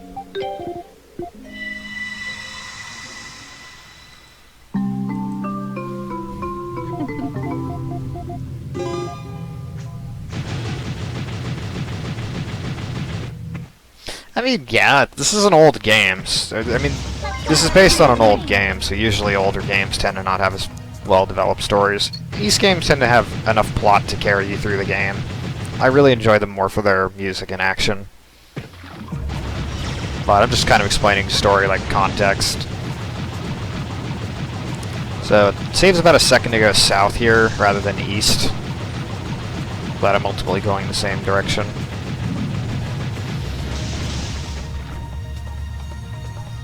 Yeah, but the difference is this is actually good. I don't know, I heard people didn't particularly like the reimagining of Lufia 2. But I've also heard some people who do like it, so who knows. I never got too into that game myself. Besides, all games have trope characters. Like, let's be honest here, tropes are present in fiction regardless. And they're not bad, honestly. Tropes are not bad. So I'm going to switch to Frida here because I have to actually roll up this part. Trying to sprint will just lead these toads to knocking me down with their tongue. I don't know how they manage to hit me, but they do. They're also weak to slash, so this helps. So I'm going to switch Karna out for Kalilica, because the next boss it actually really helps. So Kalilica gets EXP, so this puzzle's really silly. I have to get the right balance of weight, but it's basically, you know what the solution is, and you're done.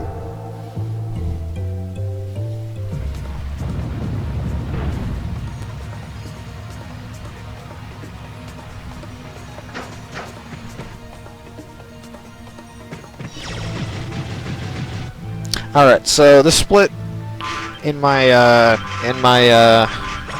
normal splits is called OS Frog. So I want to see your OS Frogs, everybody.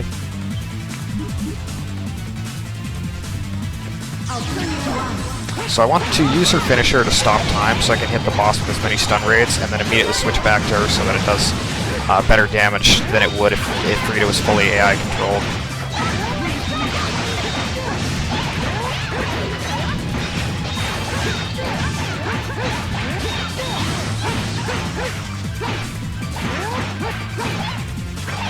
Just got kicked.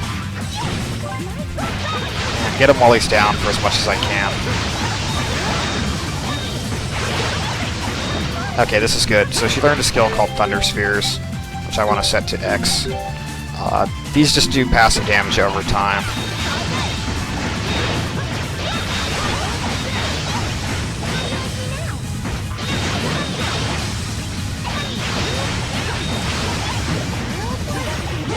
Alright, so I'm switching over characters so I can finish them off. Alright, frog spam's done. Thank you, everybody. I appreciate it.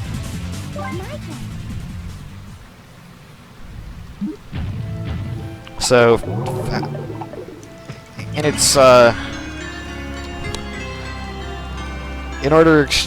in exchange for its forgiveness, we get the Beast-King clause, which we needed for the Forest of Spores. So I'm going to equip that, and then I'm not going to switch Karna because it's slightly slower to do so. Oops.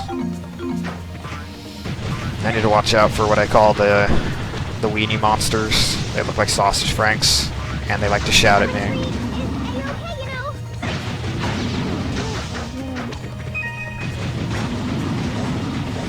I can avoid these two by just running around the edge of the screen.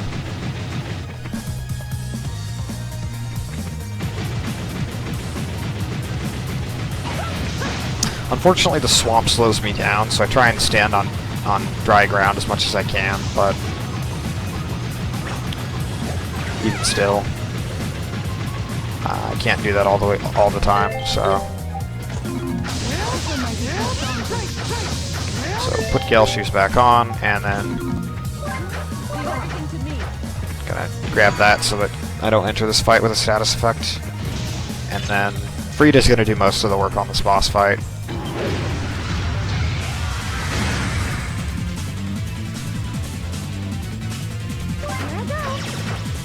So I was trying to get a flash guard there. The reason I want to do most of this fight with Frida is because Frida has the strongest weapon in the group, which is also why I did the last boss fight with her. Fortunately, her attacks are fairly slow, but since Kalilica learned a skill, my MP regenerates. I don't know why this causes my MP to regenerate, but it does.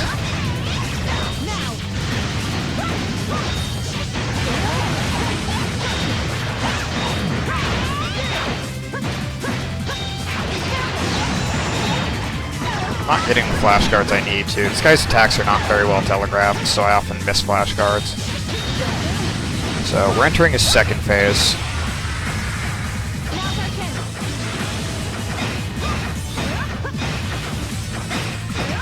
So now I want to use my finisher here, which I don't switch characters, so this should finish him.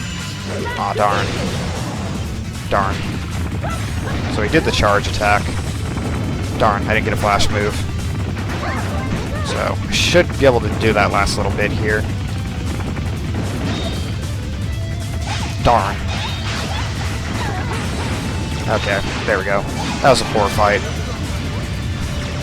Ideally, I'm able to finish it before he starts doing that charge attack, and my backup strategy is to flash move, but it's hard to time, and you only get a couple of seconds to deal damage, and in doing so I accidentally pressed L3, which prevents me from moving my character, which really stinks, because pressing L3 activates the touchpad. Aw, darn, I still got aggroed. This game is really fun, in my opinion. No, this game's really fun. Even without speed, like even without playing it for the purposes of speed, it's really fun to just beat up on things.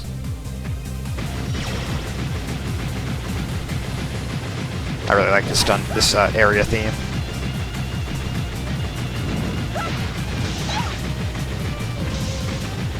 Make sure I activate that and split.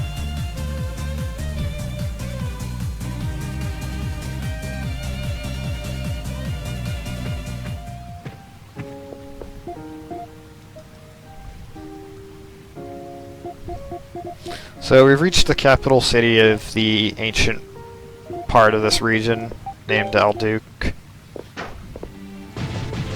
And this is the center point of the rest of the game. Oh, you also notice my timer goes red there a little bit. They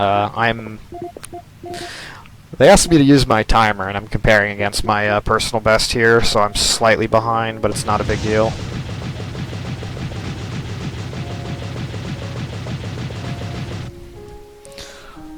So this is the site of the ancient capital, and where all the ancient records are of this region. I don't know, it's been a while since I've done a story playthrough of this game, so we can't enter it, so we need to figure out a new plan of attack from here.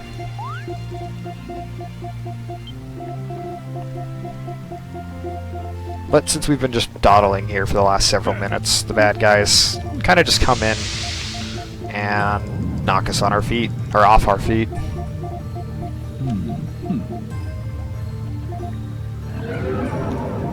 Now with the Mask of the Sun, the Dark LDL can open the, basically, what this place is it's a place where all the records of history are, and are going to be. It was like sealed away by the ancients, and so the fact that they have access to it is really bad, because they can basically write history if they gain full access to it. I don't know, I'm giving you the cliff notes of the story.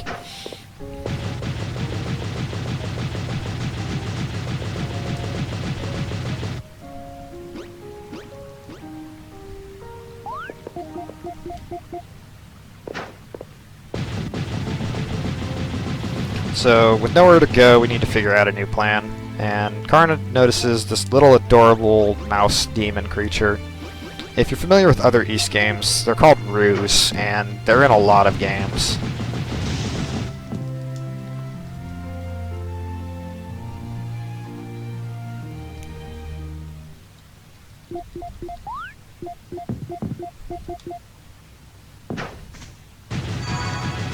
The Patriots?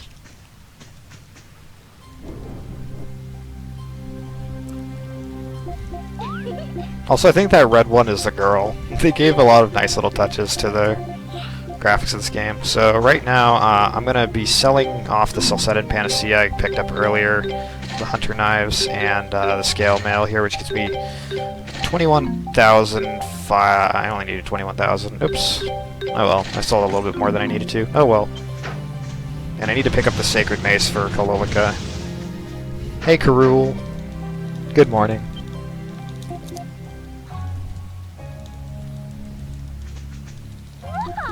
So this big fat Roo actually speaks English. Most of them speak a demon language that you need to be a demon in order to understand.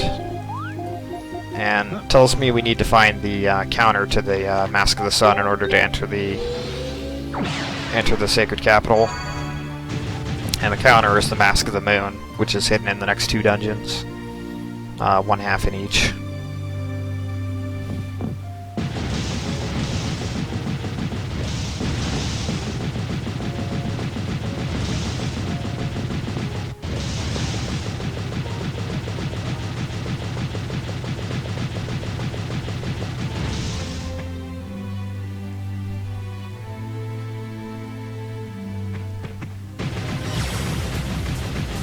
I'd say most game plots are fairly predictable. It doesn't mean that, like, you know, you can't enjoy the stories for what they are.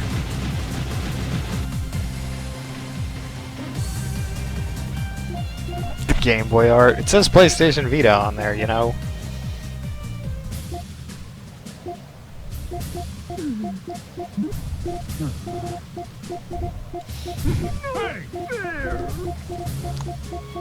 I know people are doing that on purpose, so... Oh boy.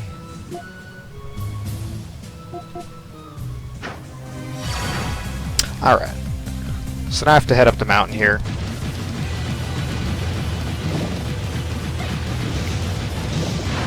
I really like this dungeon theme. Thankfully you hear it in 3 dungeons, so... if you miss it once, you at least get it another time.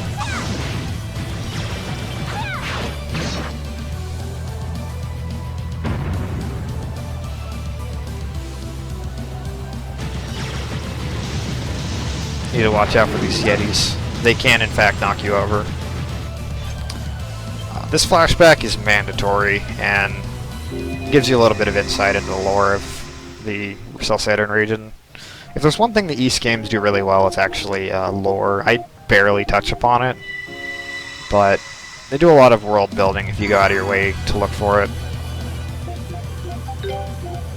So that flashback was actually not Adol's past, it was the past of the one of the first rulers of the region of Celceta. It's like a benevolent king who worked with the god and kind of set a lot of the things in place. So I want to have Frida for this part.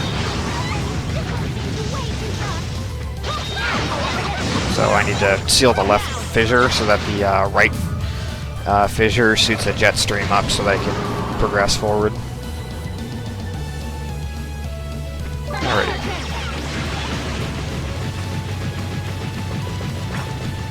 Whee! I just enjoyed that part. So before I enter this next cutscene, I absolutely need to switch Karn out of the party in favor of Adol.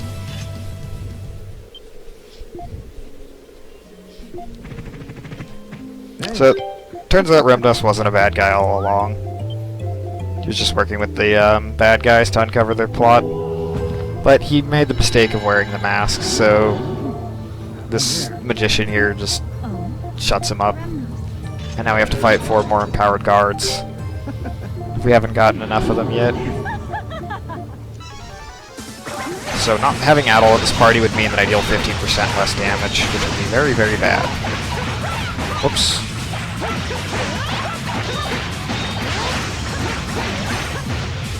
I want to exploit any armor frames that I get with Gravity Sphere, so I want to use it as much as I can. Thankfully these guys don't have a lot of health, and she does a lot of damage to them now that I bought an upgrade weapon for her.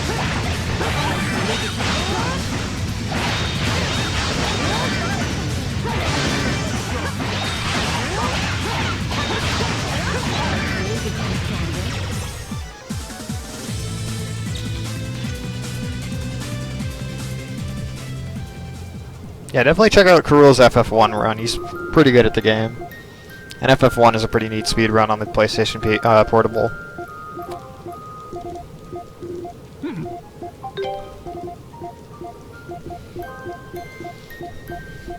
So right now I need to switch Karna into the party. Partly because she runs faster than anyone I have in the party, but also partly because I need her for one more unique action of knocking over one of those I'm gonna call it a rock frisbee or a UFO.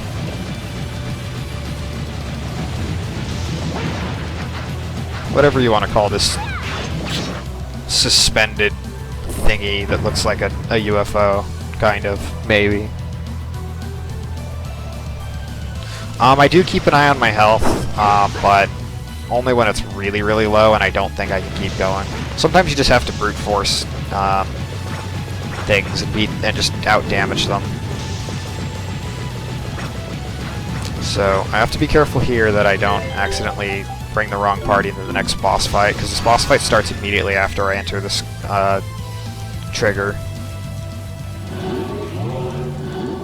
And using the power of the mask, Bommy, the harpy here, was in the original East 4, so her name's the same in both games. Becomes the harpy. A lot of this fight is just brute force. Tata, one of the other runners of this game, primarily uses Karna, and the previous mob is way harder as Karna, so he does this dungeon second, because you can do this dungeon and the next dungeon in either order. I am not getting any flash guards, so I need to make sure she doesn't attack me with that.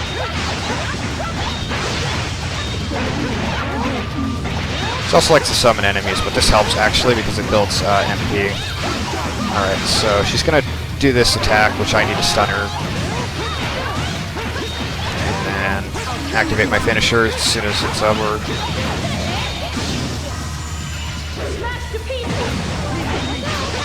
And just beat the ever-loving crap out of her.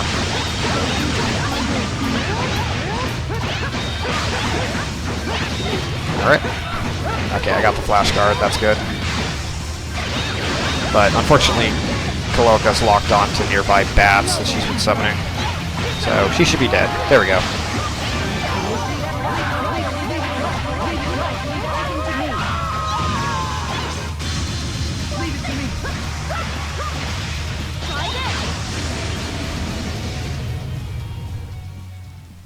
Admittedly, some of the later game bosses in this game are fairly easy as a byproduct of the easy difficulty setting. So I would definitely recommend, if you're looking to play this game and you're looking for more of a challenge, the hard difficulty is a really good one to start with. There's also one known speedrun that I've seen on record of this game done on the Nightmare difficulty, and that's done by Tata. It's one heck of a run. I think he has like 2 deaths in it, which is pretty crazy for a Nightmare difficulty run. The caveat to it is about 4.5 hours.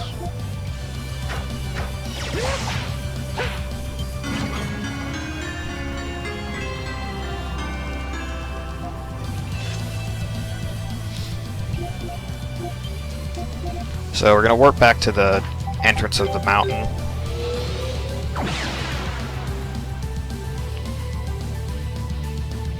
And I'm going to switch Karna because she's faster. I do need Kalilika on the party for... Actually, no I don't. Wait, yes I do. I need her for one unique action. Now, you might have noticed, though, that I've used every other character for their overworld unique action, but I haven't used Ozma's for a while, and the reason being is ordinarily you're supposed to use his in the next dungeon, but since I don't have him in the party, I would otherwise effectively be soft-locked if it wasn't for a clever use of the land shark glitch, I guess we'll call it. Tuxdev calls it the spelunking glitch. I call it the respawn, despawn, respawn glitch. Somebody mentioned land shark. We don't really have a name for it. So Adol doesn't actually remember the stuff. He learns about it through those memories.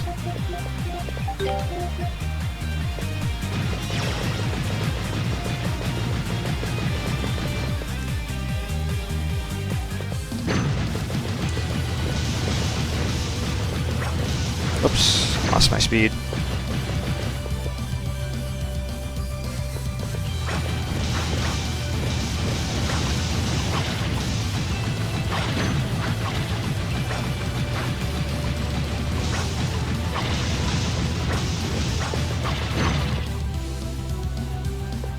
There's a lot of tight turns in this dungeon, so you have to know when to turn, because you have to kind of anticipate it. If you ever played the game Alundra for the PlayStation 1, think of that in a much faster situation, I suppose.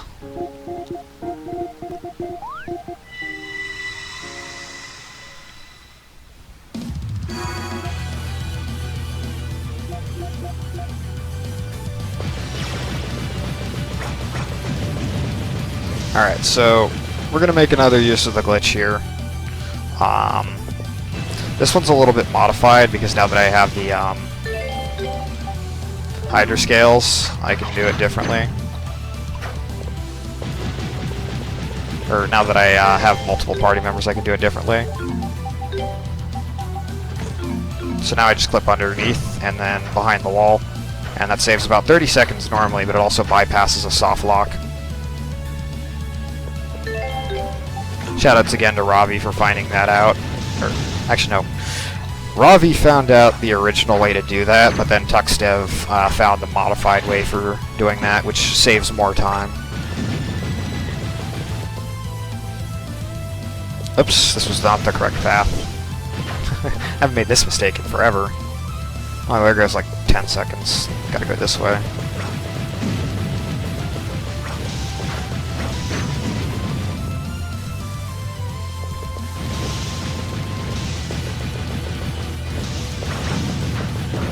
Oops. Come on. Come on, Cloaca.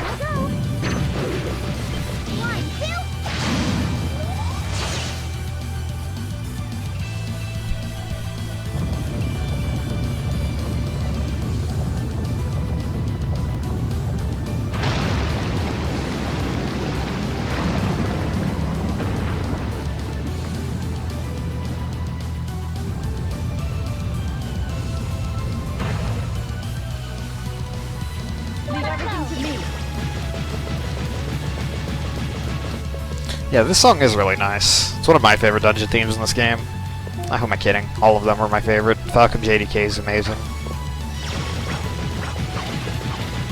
Like I said, pretty much all of the music composed by the people who compose the music in East games is available on SoundCloud and most other like radio music services.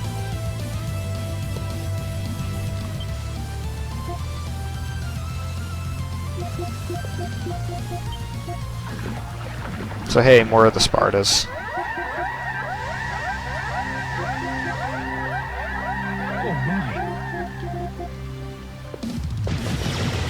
So, turns out this was the original location of the Spartas, and in the past what ends up happening is the Fonts was charged by the god to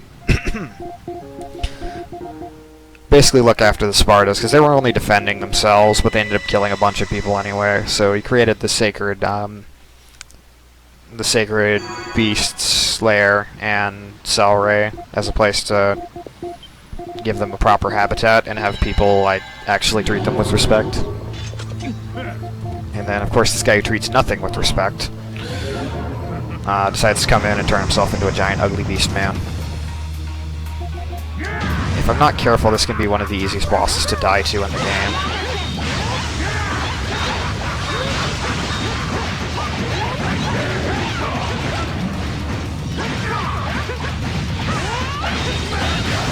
So I want to use a charged Jigan hammer, which is her triangle skill, and that does a lot more damage.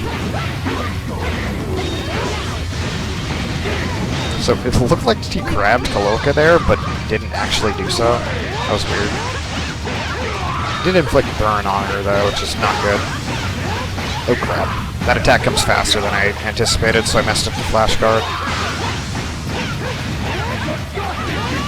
So this will stun him very quickly, and I can just finish him.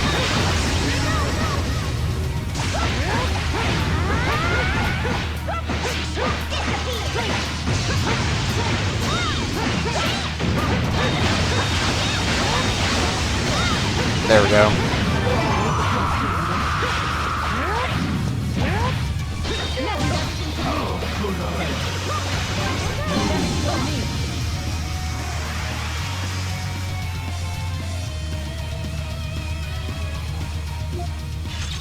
Alright. 2 dungeons down, so Now we have the right fragment of the Mask of the Sun.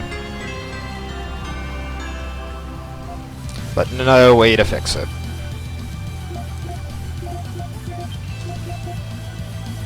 Oops. There we go. Wow, I'm just bleeding time right now.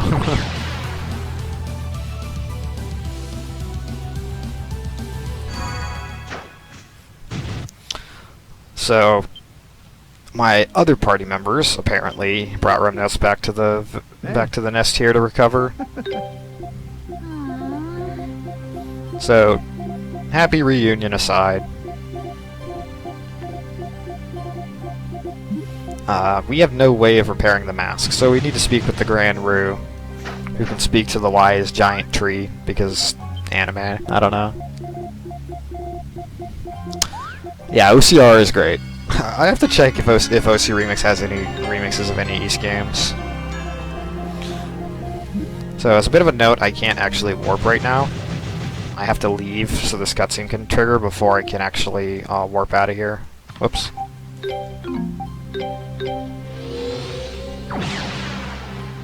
So I'm not actually going to be switching my party members because I'm not going very far. And that 10% boost of speed for Karna is not worth the 6 seconds it takes to add her to my party.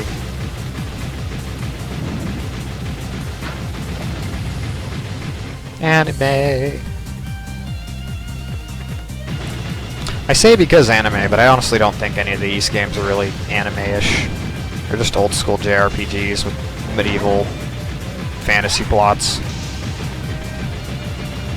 It's just the character designs, I guess. Whoops. That was a mistake. What am I doing?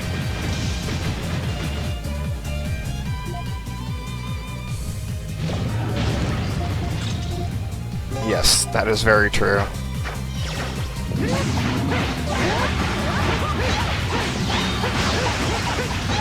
No, full anime is what I was streaming the other day. As in yesterday.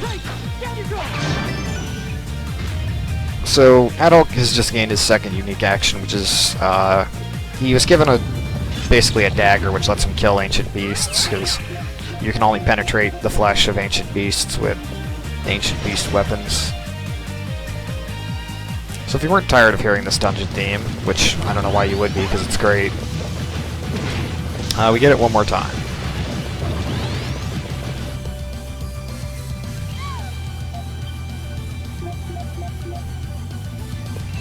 Unfortunately, we get the... Did I say the Ancient Burrow was the worst dungeon in the game? If I said any of the dungeons in this game were the worst dungeons in the game thus far, this is the worst dungeon in the game. Most of the dungeons in this game are fairly solid. This one is just garbage.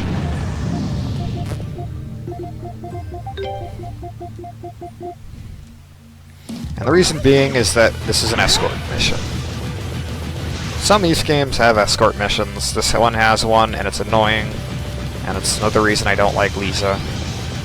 She follows fairly fast, but like the reason I'm playing as Kalilika is because Kalilika has the slowest sprint speed.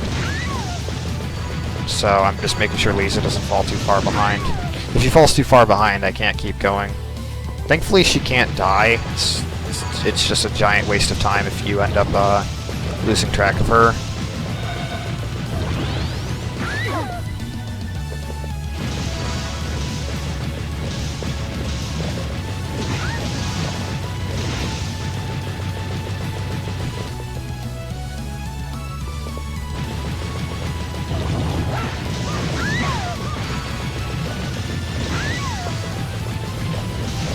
Darn, I got hit because I stopped right in front of an enemy.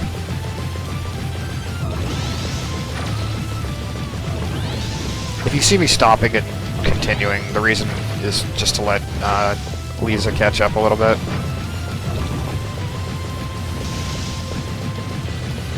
I can keep track of her position on the mini-map because she's usually the one lagging behind.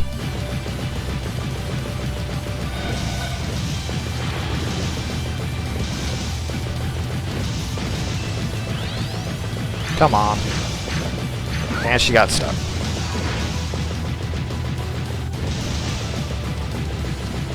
Okay.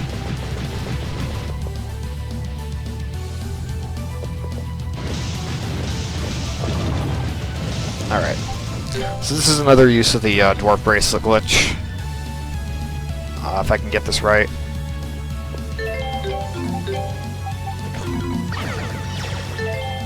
There we go. It saves about 3 seconds to just roll through this. But I have to re-equip the dwarf bracelet before I leave, otherwise Lees will get stuck in the wall, and I'll have to re-enter the room. Whoops. So I ultimately saved a couple of seconds by doing that. There aren't a whole lot of glitches in this game other than the spelunking glitch, so kind of cool to show them off wherever I can.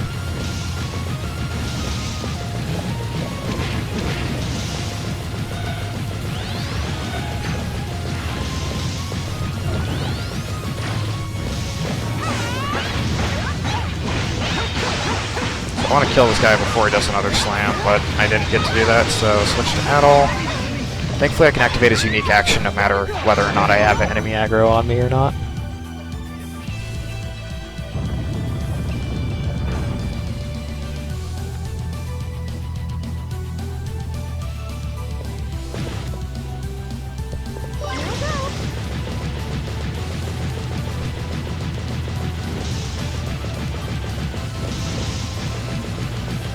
So far this dungeon has been pretty clean, thankfully.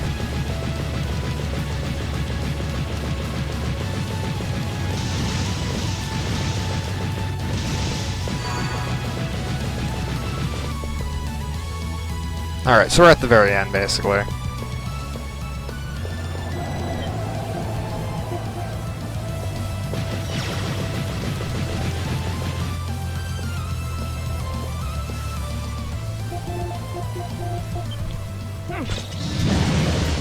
So, this little Galva, which was basically her familiar, has kind of just lost its mind. So, we need to beat the tar out of it and knock it into submission.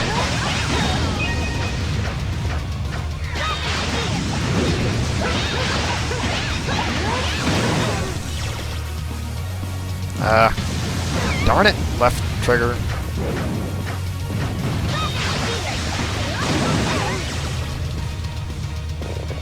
Okay, so I want this skill right now. I'm gonna put stun impact on circle. This stuns things really quickly.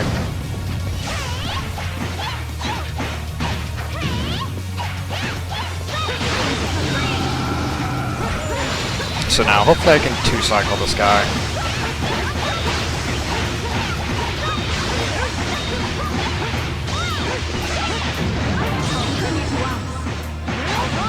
Oops, I was not paying attention.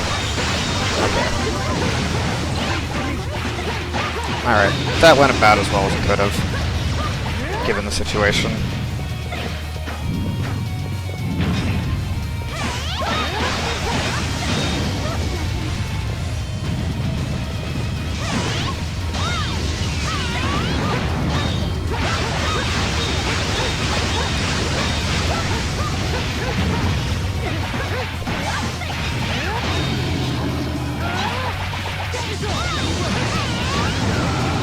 Alright, so now we can finish him off. Alright, I saved time. Hey, gold split. That dungeon actually went pretty well. So, it can be very inconsistent.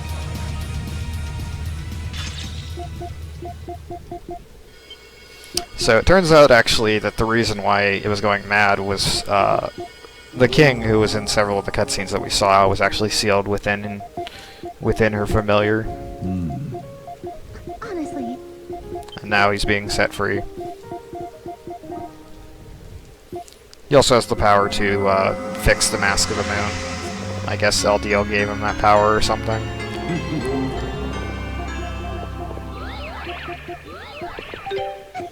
Alright. God.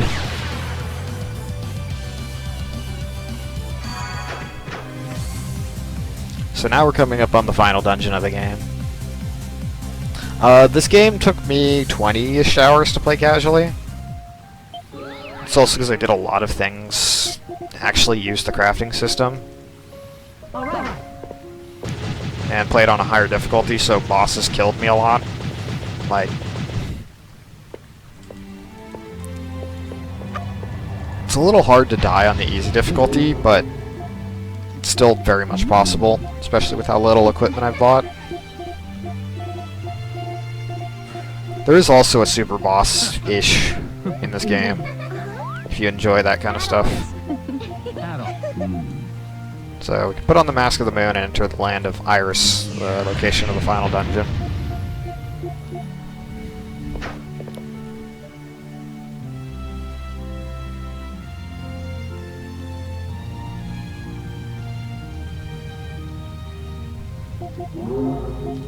Oops, probably shouldn't have switched her, but it's too slow to back out now. Immediately as soon as I enter here, I will start a boss fight. Thanks for good luck, Drumboardist. Drumboardist runs East 3, I believe.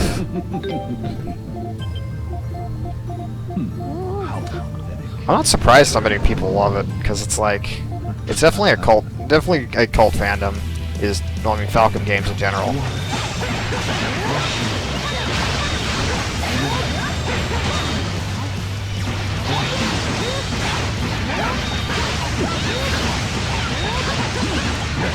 Alright, this is going pretty well so far. This guy's pretty easy to lose track of. Alright, let's get him with this.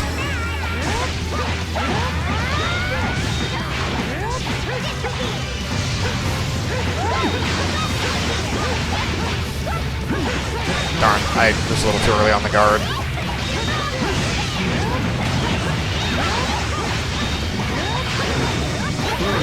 The fire attack is nice because you can't really do much. I want to have some meter right now. Okay, this is good. So, one stun impact is enough to, like, basically stun him instantly.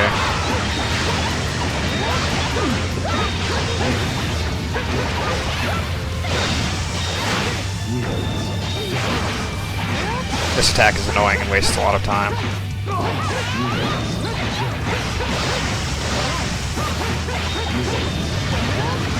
Oops. I'm getting caught by this attack so many times. Got the flash guard.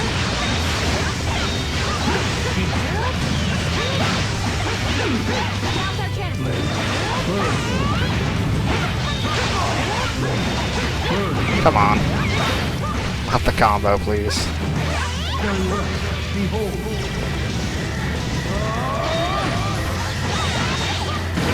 There we go.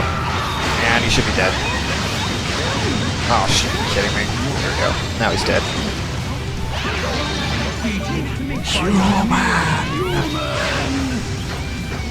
Alright, that was a pretty slow fight, so I'm probably not going to be able to PB anymore.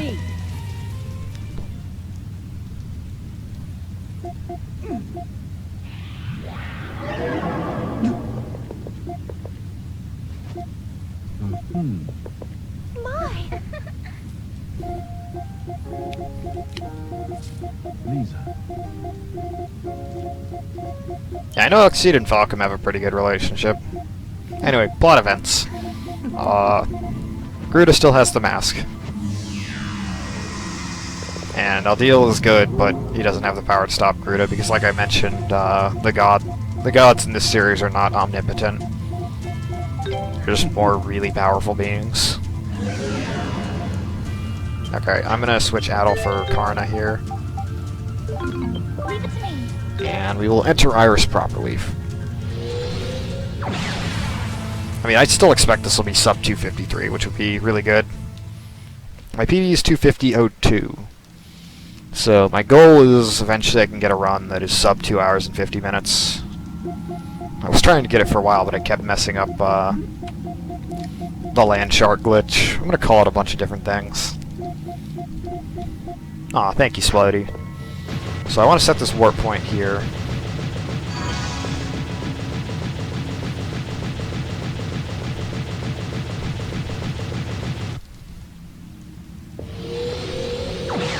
So you can't fast forward the cutscene when you enter this section, but you can when you exit it, for some reason. Here's another touchscreen puzzle. Its solution is pretty simple. So just set like there and like there. And I need to go to the 4 blue points on the little map there. In there will be 4 mobs of enemies, who I will have to kill.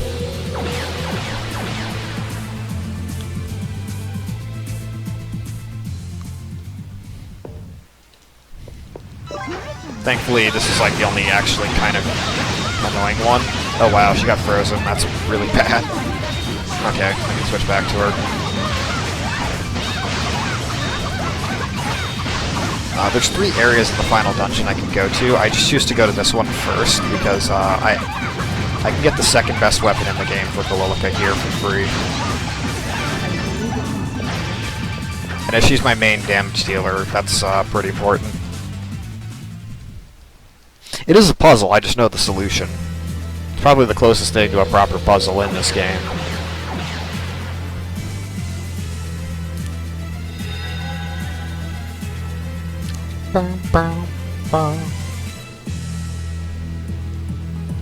Okay, so I need to move this one over here and this one over here, and that lets me get to the one on the left.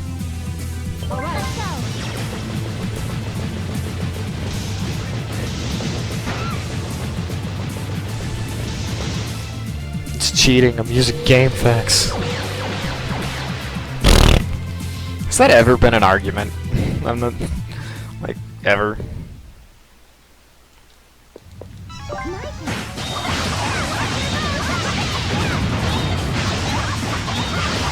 Also, I got an upgraded gravity sphere. It does a little bit more damage now, which is pretty good. Use the skill enough times, it levels up.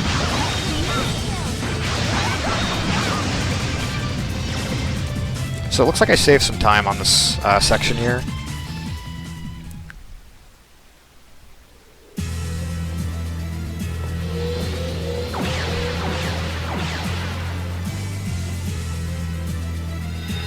I hope.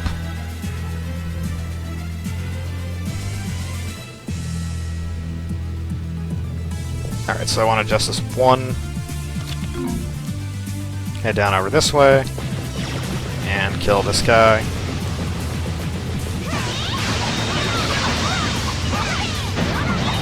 Now let's put this treasure chest, which lets me get Galilica's best weapon. Equip. Oops. And then warp back to the center here. And I saved 7 seconds. So I'm gonna head to bronze next, because there's bronze, silver, and gold. I'll finish the rest of gold a little bit later.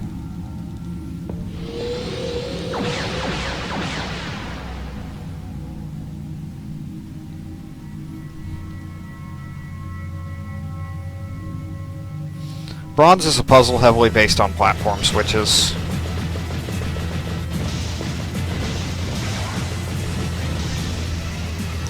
Thankfully, you only have to press 1 extra switch. All the rest of the ones that you need to hit are along the way, so it's not much of a puzzle, but if you mess it up, you can lose literal minutes.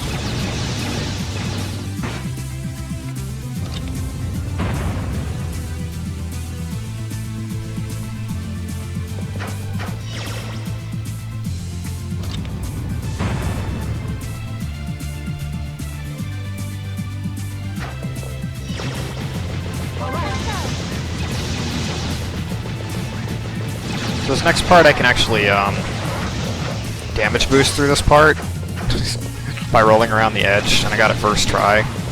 My last few runs I've actually had to take several tries and probably cost myself 10-ish seconds. I have no problem with people who use game facts, honestly.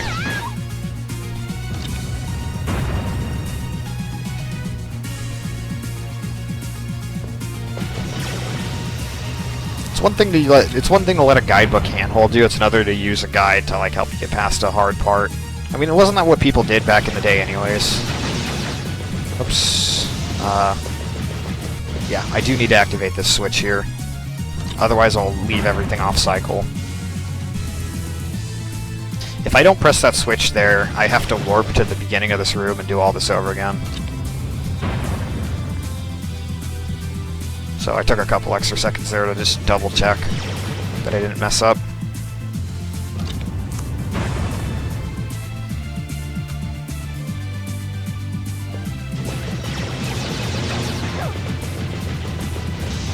Alright, we got past the block pressing puzzle.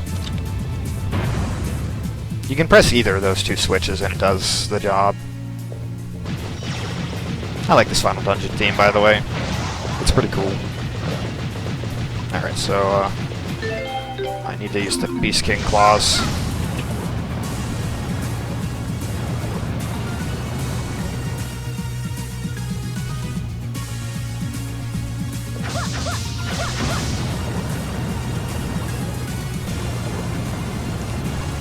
I actually, now you bring this up, I'm actually not a big Zelda fan, surprisingly.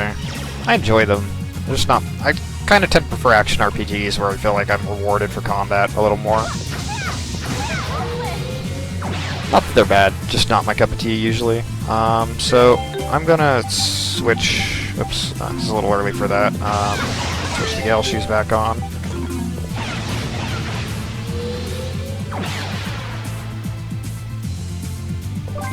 So use the quick speed gain, which I haven't been using a whole lot of.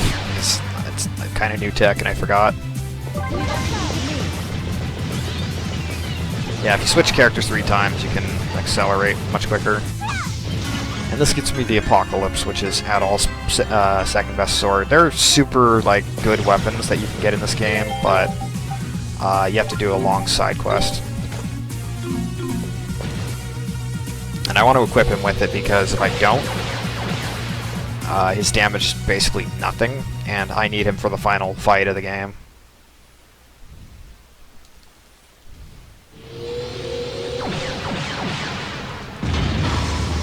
This is another fight where Kalilika really comes in handy because she has the stun impact skill, which I can stun this guy really fast.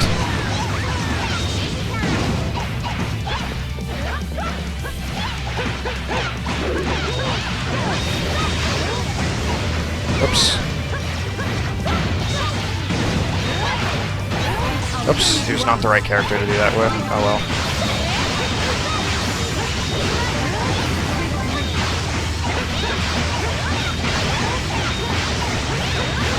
Alright, we got him. Hey, we saved 20 seconds.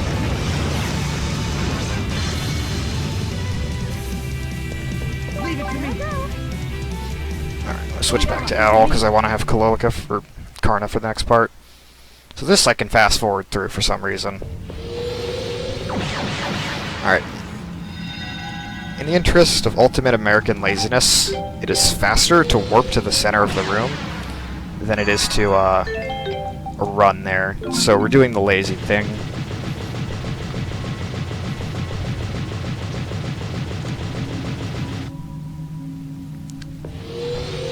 PSP games are not compatible with Vita, but you can access the PSN store, which has plenty of PSP games which are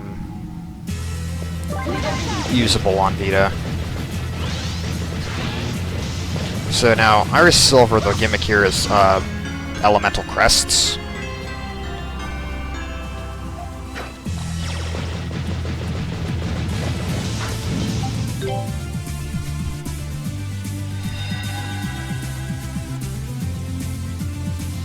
Each one activates a sort of weather pattern. There's wind here, and I'll get the sun and rain ones a little bit later. But you kind of have to figure out which one to use when and where.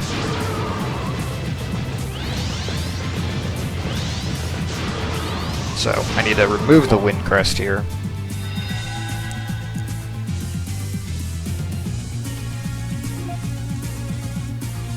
Oops. Get some quick speed. Okay, I have to kill these guys. It's not too big a deal, because Gravity Sphere just is just a murder machine.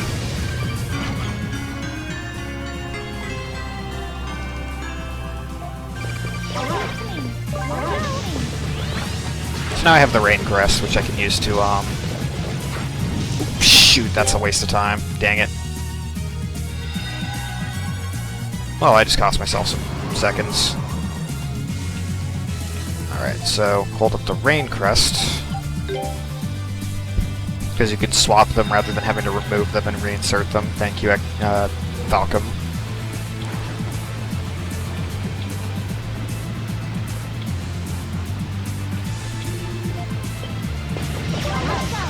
Alright, so I want to equip the Hydra Scales here. And this gets me Elysium, which is Frida's best halberd. Which I will equip to her as soon as I get the, I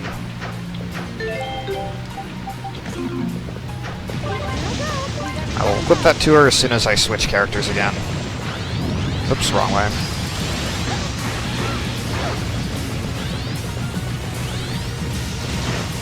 Oops. Darn it. I have like no window to actually do this. Whatever, you die. Alright, losing time. Alright, need to hold up the Wind Crest here.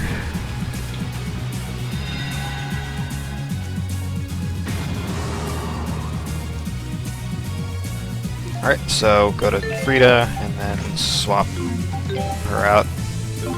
As long as I have Karna in the party, doesn't matter. I need to have Adult kill this guy. It doesn't take very much to kill, but he is in the way. I only need to kill him, thankfully, so I can drop the Sun Crest here.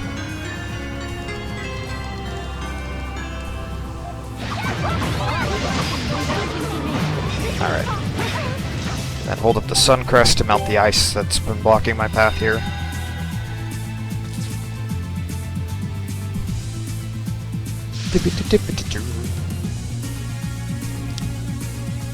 That's also a bit of foreshadowing in the solution of the puzzle later on.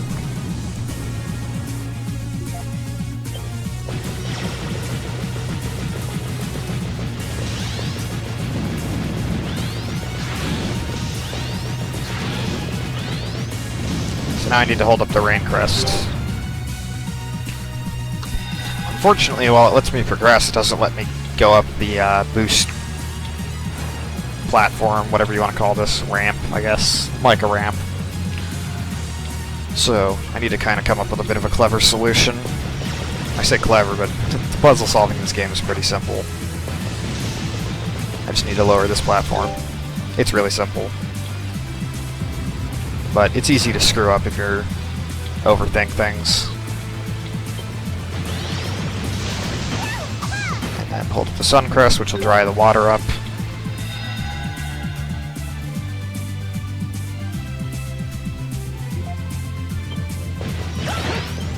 Okay, we skipped that enemy, which is good. I've wasted a decent chunk of time on this section, so hopefully this next boss goes quickly and I don't lose too much time.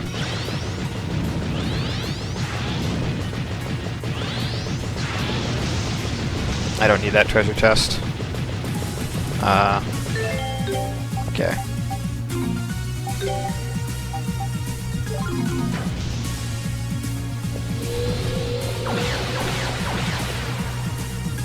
Franker Z, thank you. Let's get some Franker Z's. I'm like really close to PBing. Ooh shoot, I let go circle, which is bad. Oh well, accelerates fast enough. This fight's really quick.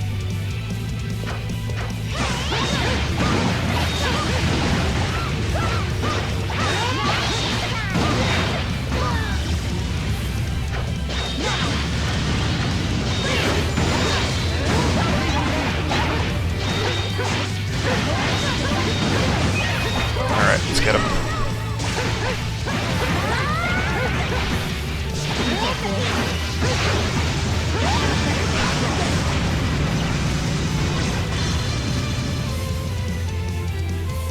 Leave it to me. All right.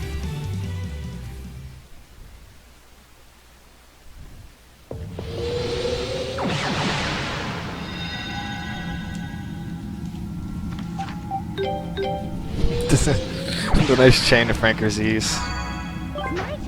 Alright, one add-all for this.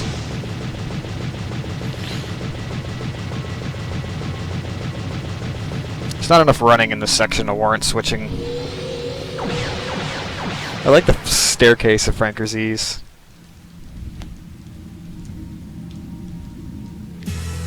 Okay, so... Alright. Actually, you know what? I think it is faster switch. No, it's not. What am I doing? Shoot! I messed up. Well... I only switched one of these. It's this one. No, it's this one. There we go. Oh, crap.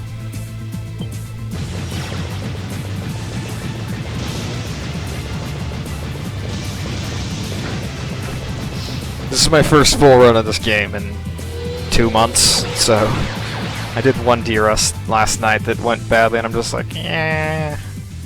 Alrighty.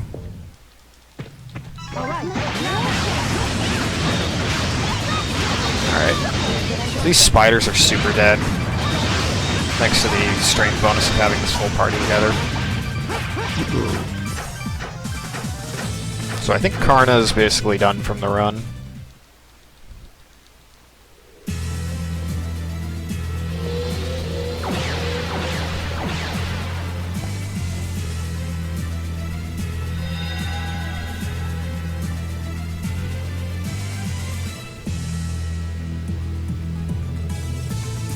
Alright, so this one I want to send over there, and that's the remaining solution.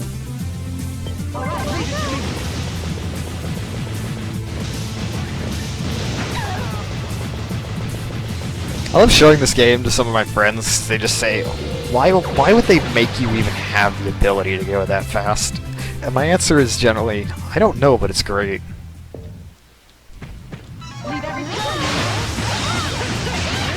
Alright, so this mob was really quick. And dead.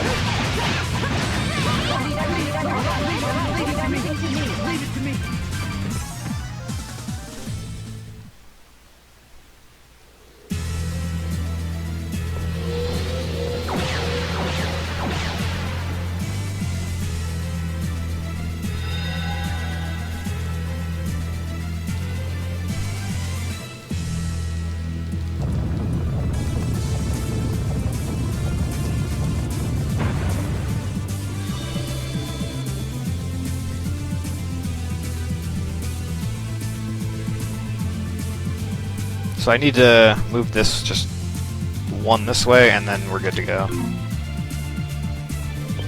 Shoot.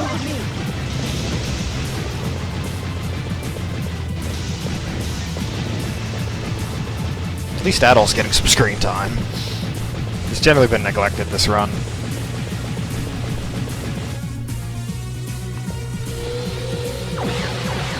This boss fight should be nice and quick, and I can save a little bit of time.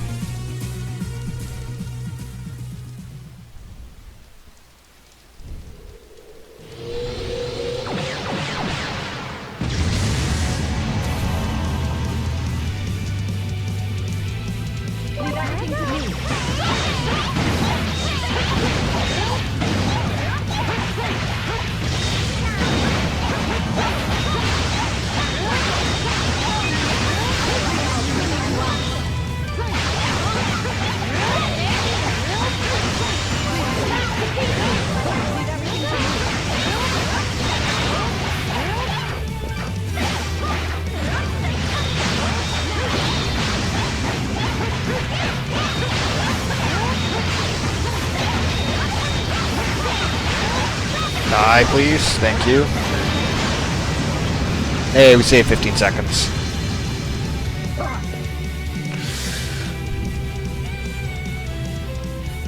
Yeah, you say it can't come soon enough. I'm really looking forward to that game. They have a jump button. I've been playing Tokyo Xanadu on stream a little bit lately. It's pretty fun.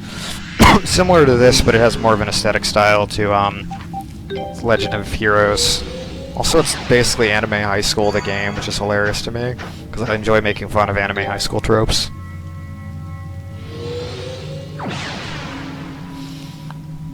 So the bulk of my time save left in this run is on this next boss fight, so...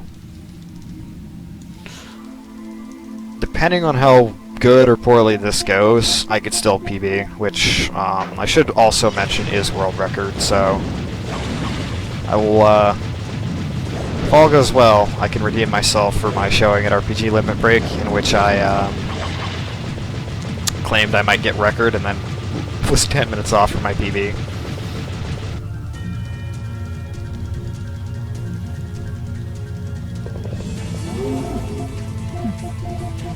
Or I could just totally, like, get caught up in my own hype and lose it entirely right now.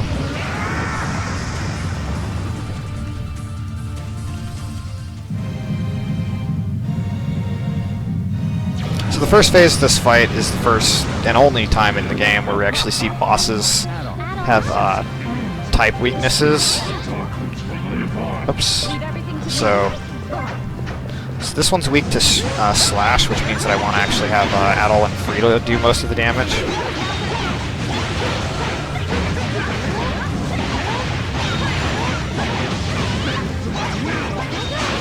And then have Kalilka go take care of this one. She learned a new skill, which means that I get a full MP reset, which is really useful. That did most of my health and damage. That's actually really bad.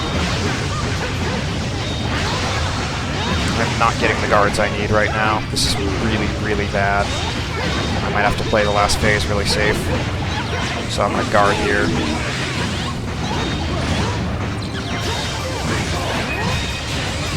Alright, I'll finish this one off here. Alright. Careful here. Kalilka's probably going to end up dying, which would be not the end of the world, but bad, because that's a lot of my damage just down the drain.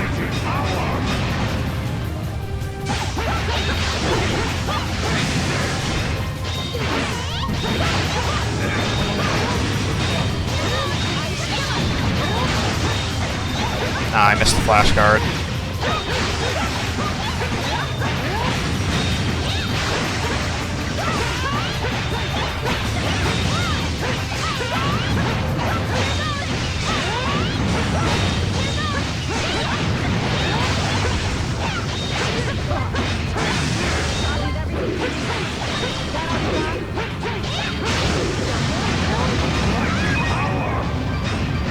Alright, come on, let me hit you again.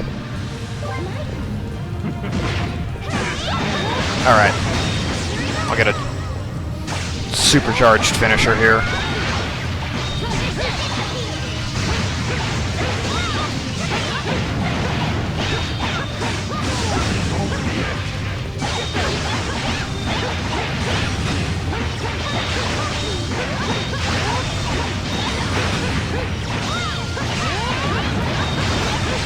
Alright. She died. Rip. There goes a good amount of my damage output.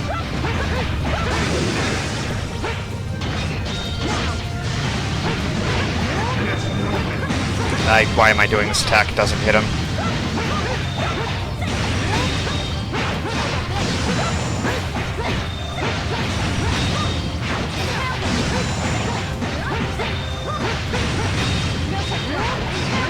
Okay, this should finish him.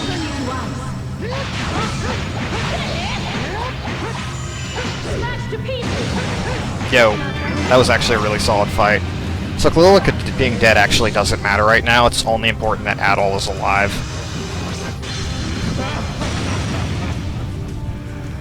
This isn't the end. The spirits of the Darklings will live on. Alrighty, so we have vanquished Gruta, gotten the Mask of the Sun back. It is time to lay this journey to rest. But that is not time. That is not time, by the way. There's still a little bit more left to do. Time for this game is on the final text box. And I will let you know when that is. Thankfully, I'm the one with the timer, so I didn't have to worry about early split there. Wait, what am I doing? Karn is faster with this. Okay.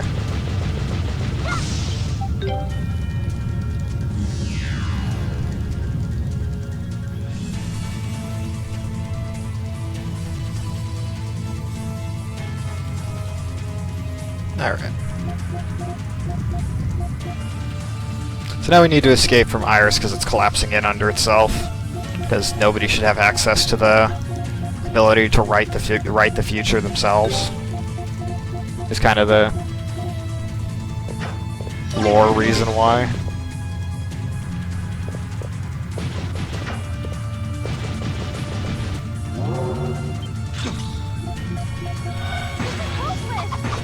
I should probably have Adol do this because Adol actually has the endgame weapon. Alright. I'm having fun.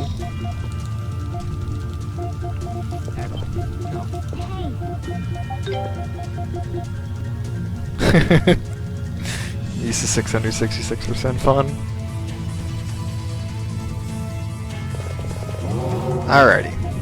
So, now every one of our allies that we've built up across the course of this game is helping us out because, we need to get rid of the mask. Garuda is kind of desperate to get it back, and now that he's sealed himself with Iris, he still has a ton of power. So we need to, like, full-on Lord of the Rings this sucker.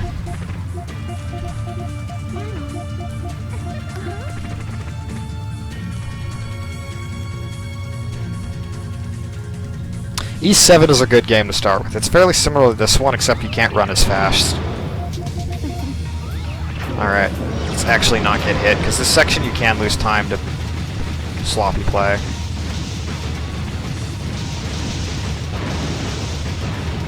I need to make it to the top of the volcano to cast the mask into the volcano. So we are basically ripping off Lord of the Rings right now.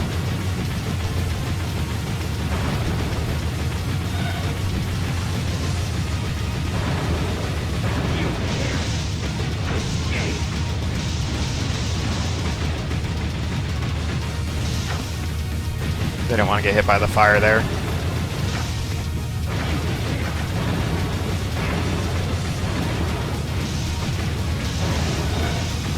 Alright, made it to the top of the volcano.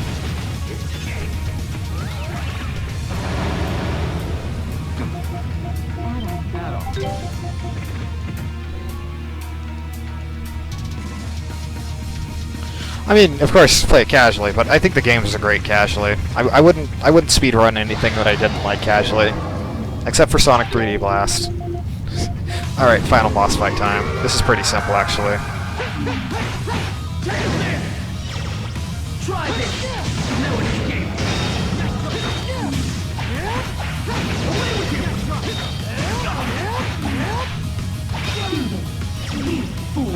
He can also guard me, which is kind of neat.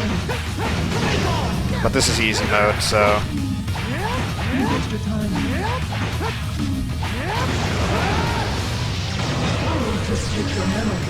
I'll take your future as well. I have the last laugh because this is easy difficulty. This guy is actually a real treat on Nightmare.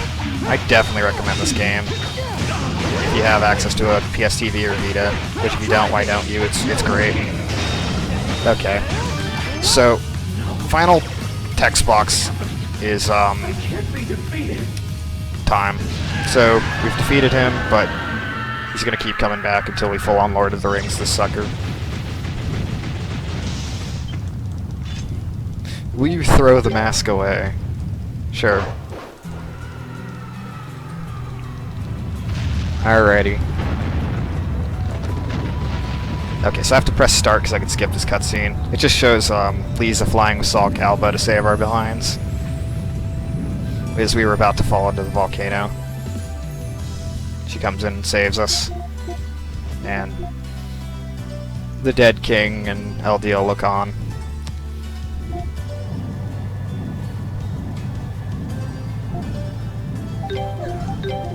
So that game is basically done. I lost a little bit of time on that last split, but there we go, time.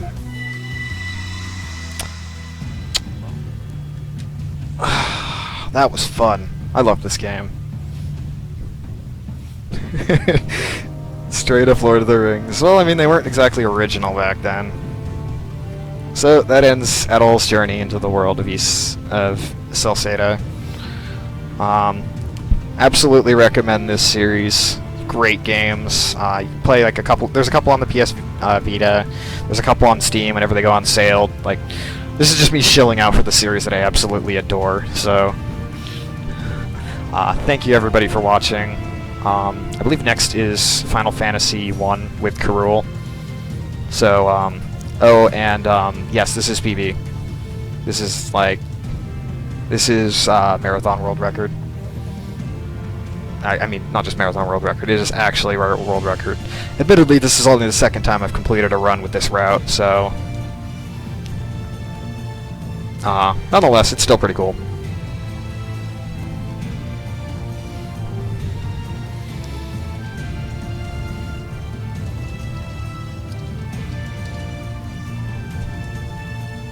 So, GG.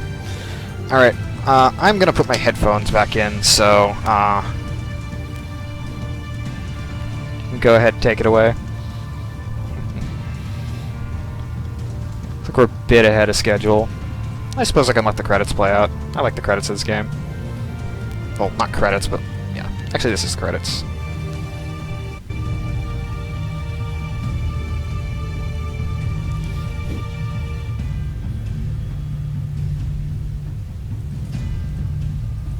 Thanks. Thanks for congrats. I mean... Oh, nice. Is Shasta rating? Somebody's rating? Yeah, this is the actual best known time of East Memory of Celceta, any percent on the easy difficulty.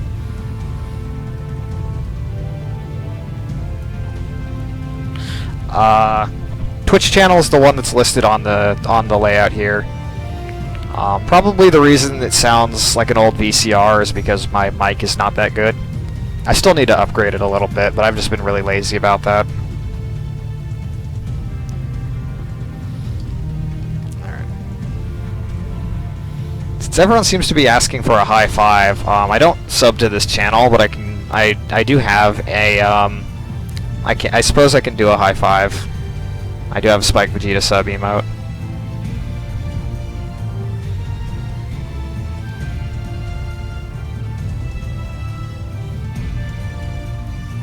Oh, so that's what those hands were for. I thought those were just people, like... I thought that... There's a 40-second delay. I thought that was just people hyping up the end of the run.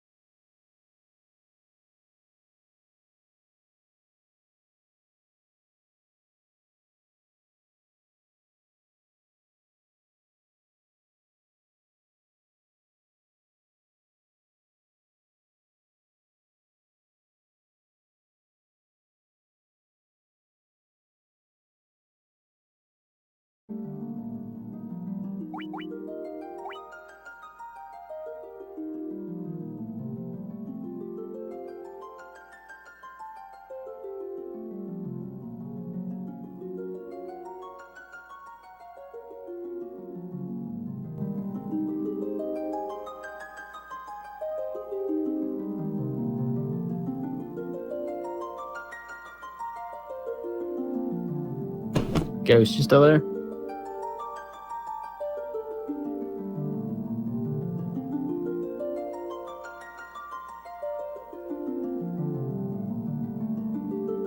Alright, looks like Ghost up and left or something? I don't know. Anyway, that was an excellent run from him, and now we got Final Fantasy for the PSP by Kroll.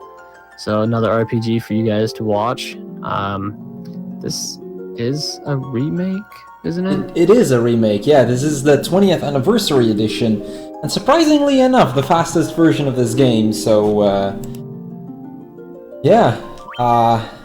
Let's see what it's gonna go, how it's gonna go. I have a feeling it will go well. I have faith in you, Kroll. Well, let's hope so. Quickly name a few of my characters, and this will be good to go right after.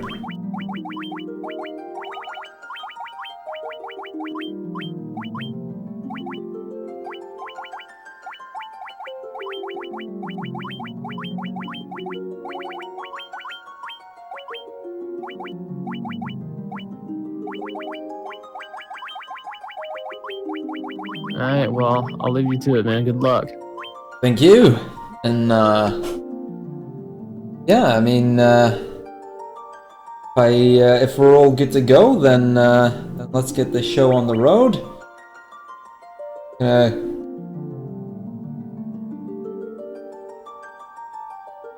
Quickly confirm that we're actually good to go. Now, before I start, I will quickly mention for the first about like 30 to 45 seconds of the game, I'm gonna be relatively silent, just on account of this first part actually being pretty difficult. But yeah, without further ado, let's get moving. 3, 2, 1, go. So this is Final Fantasy 1 for the PlayStation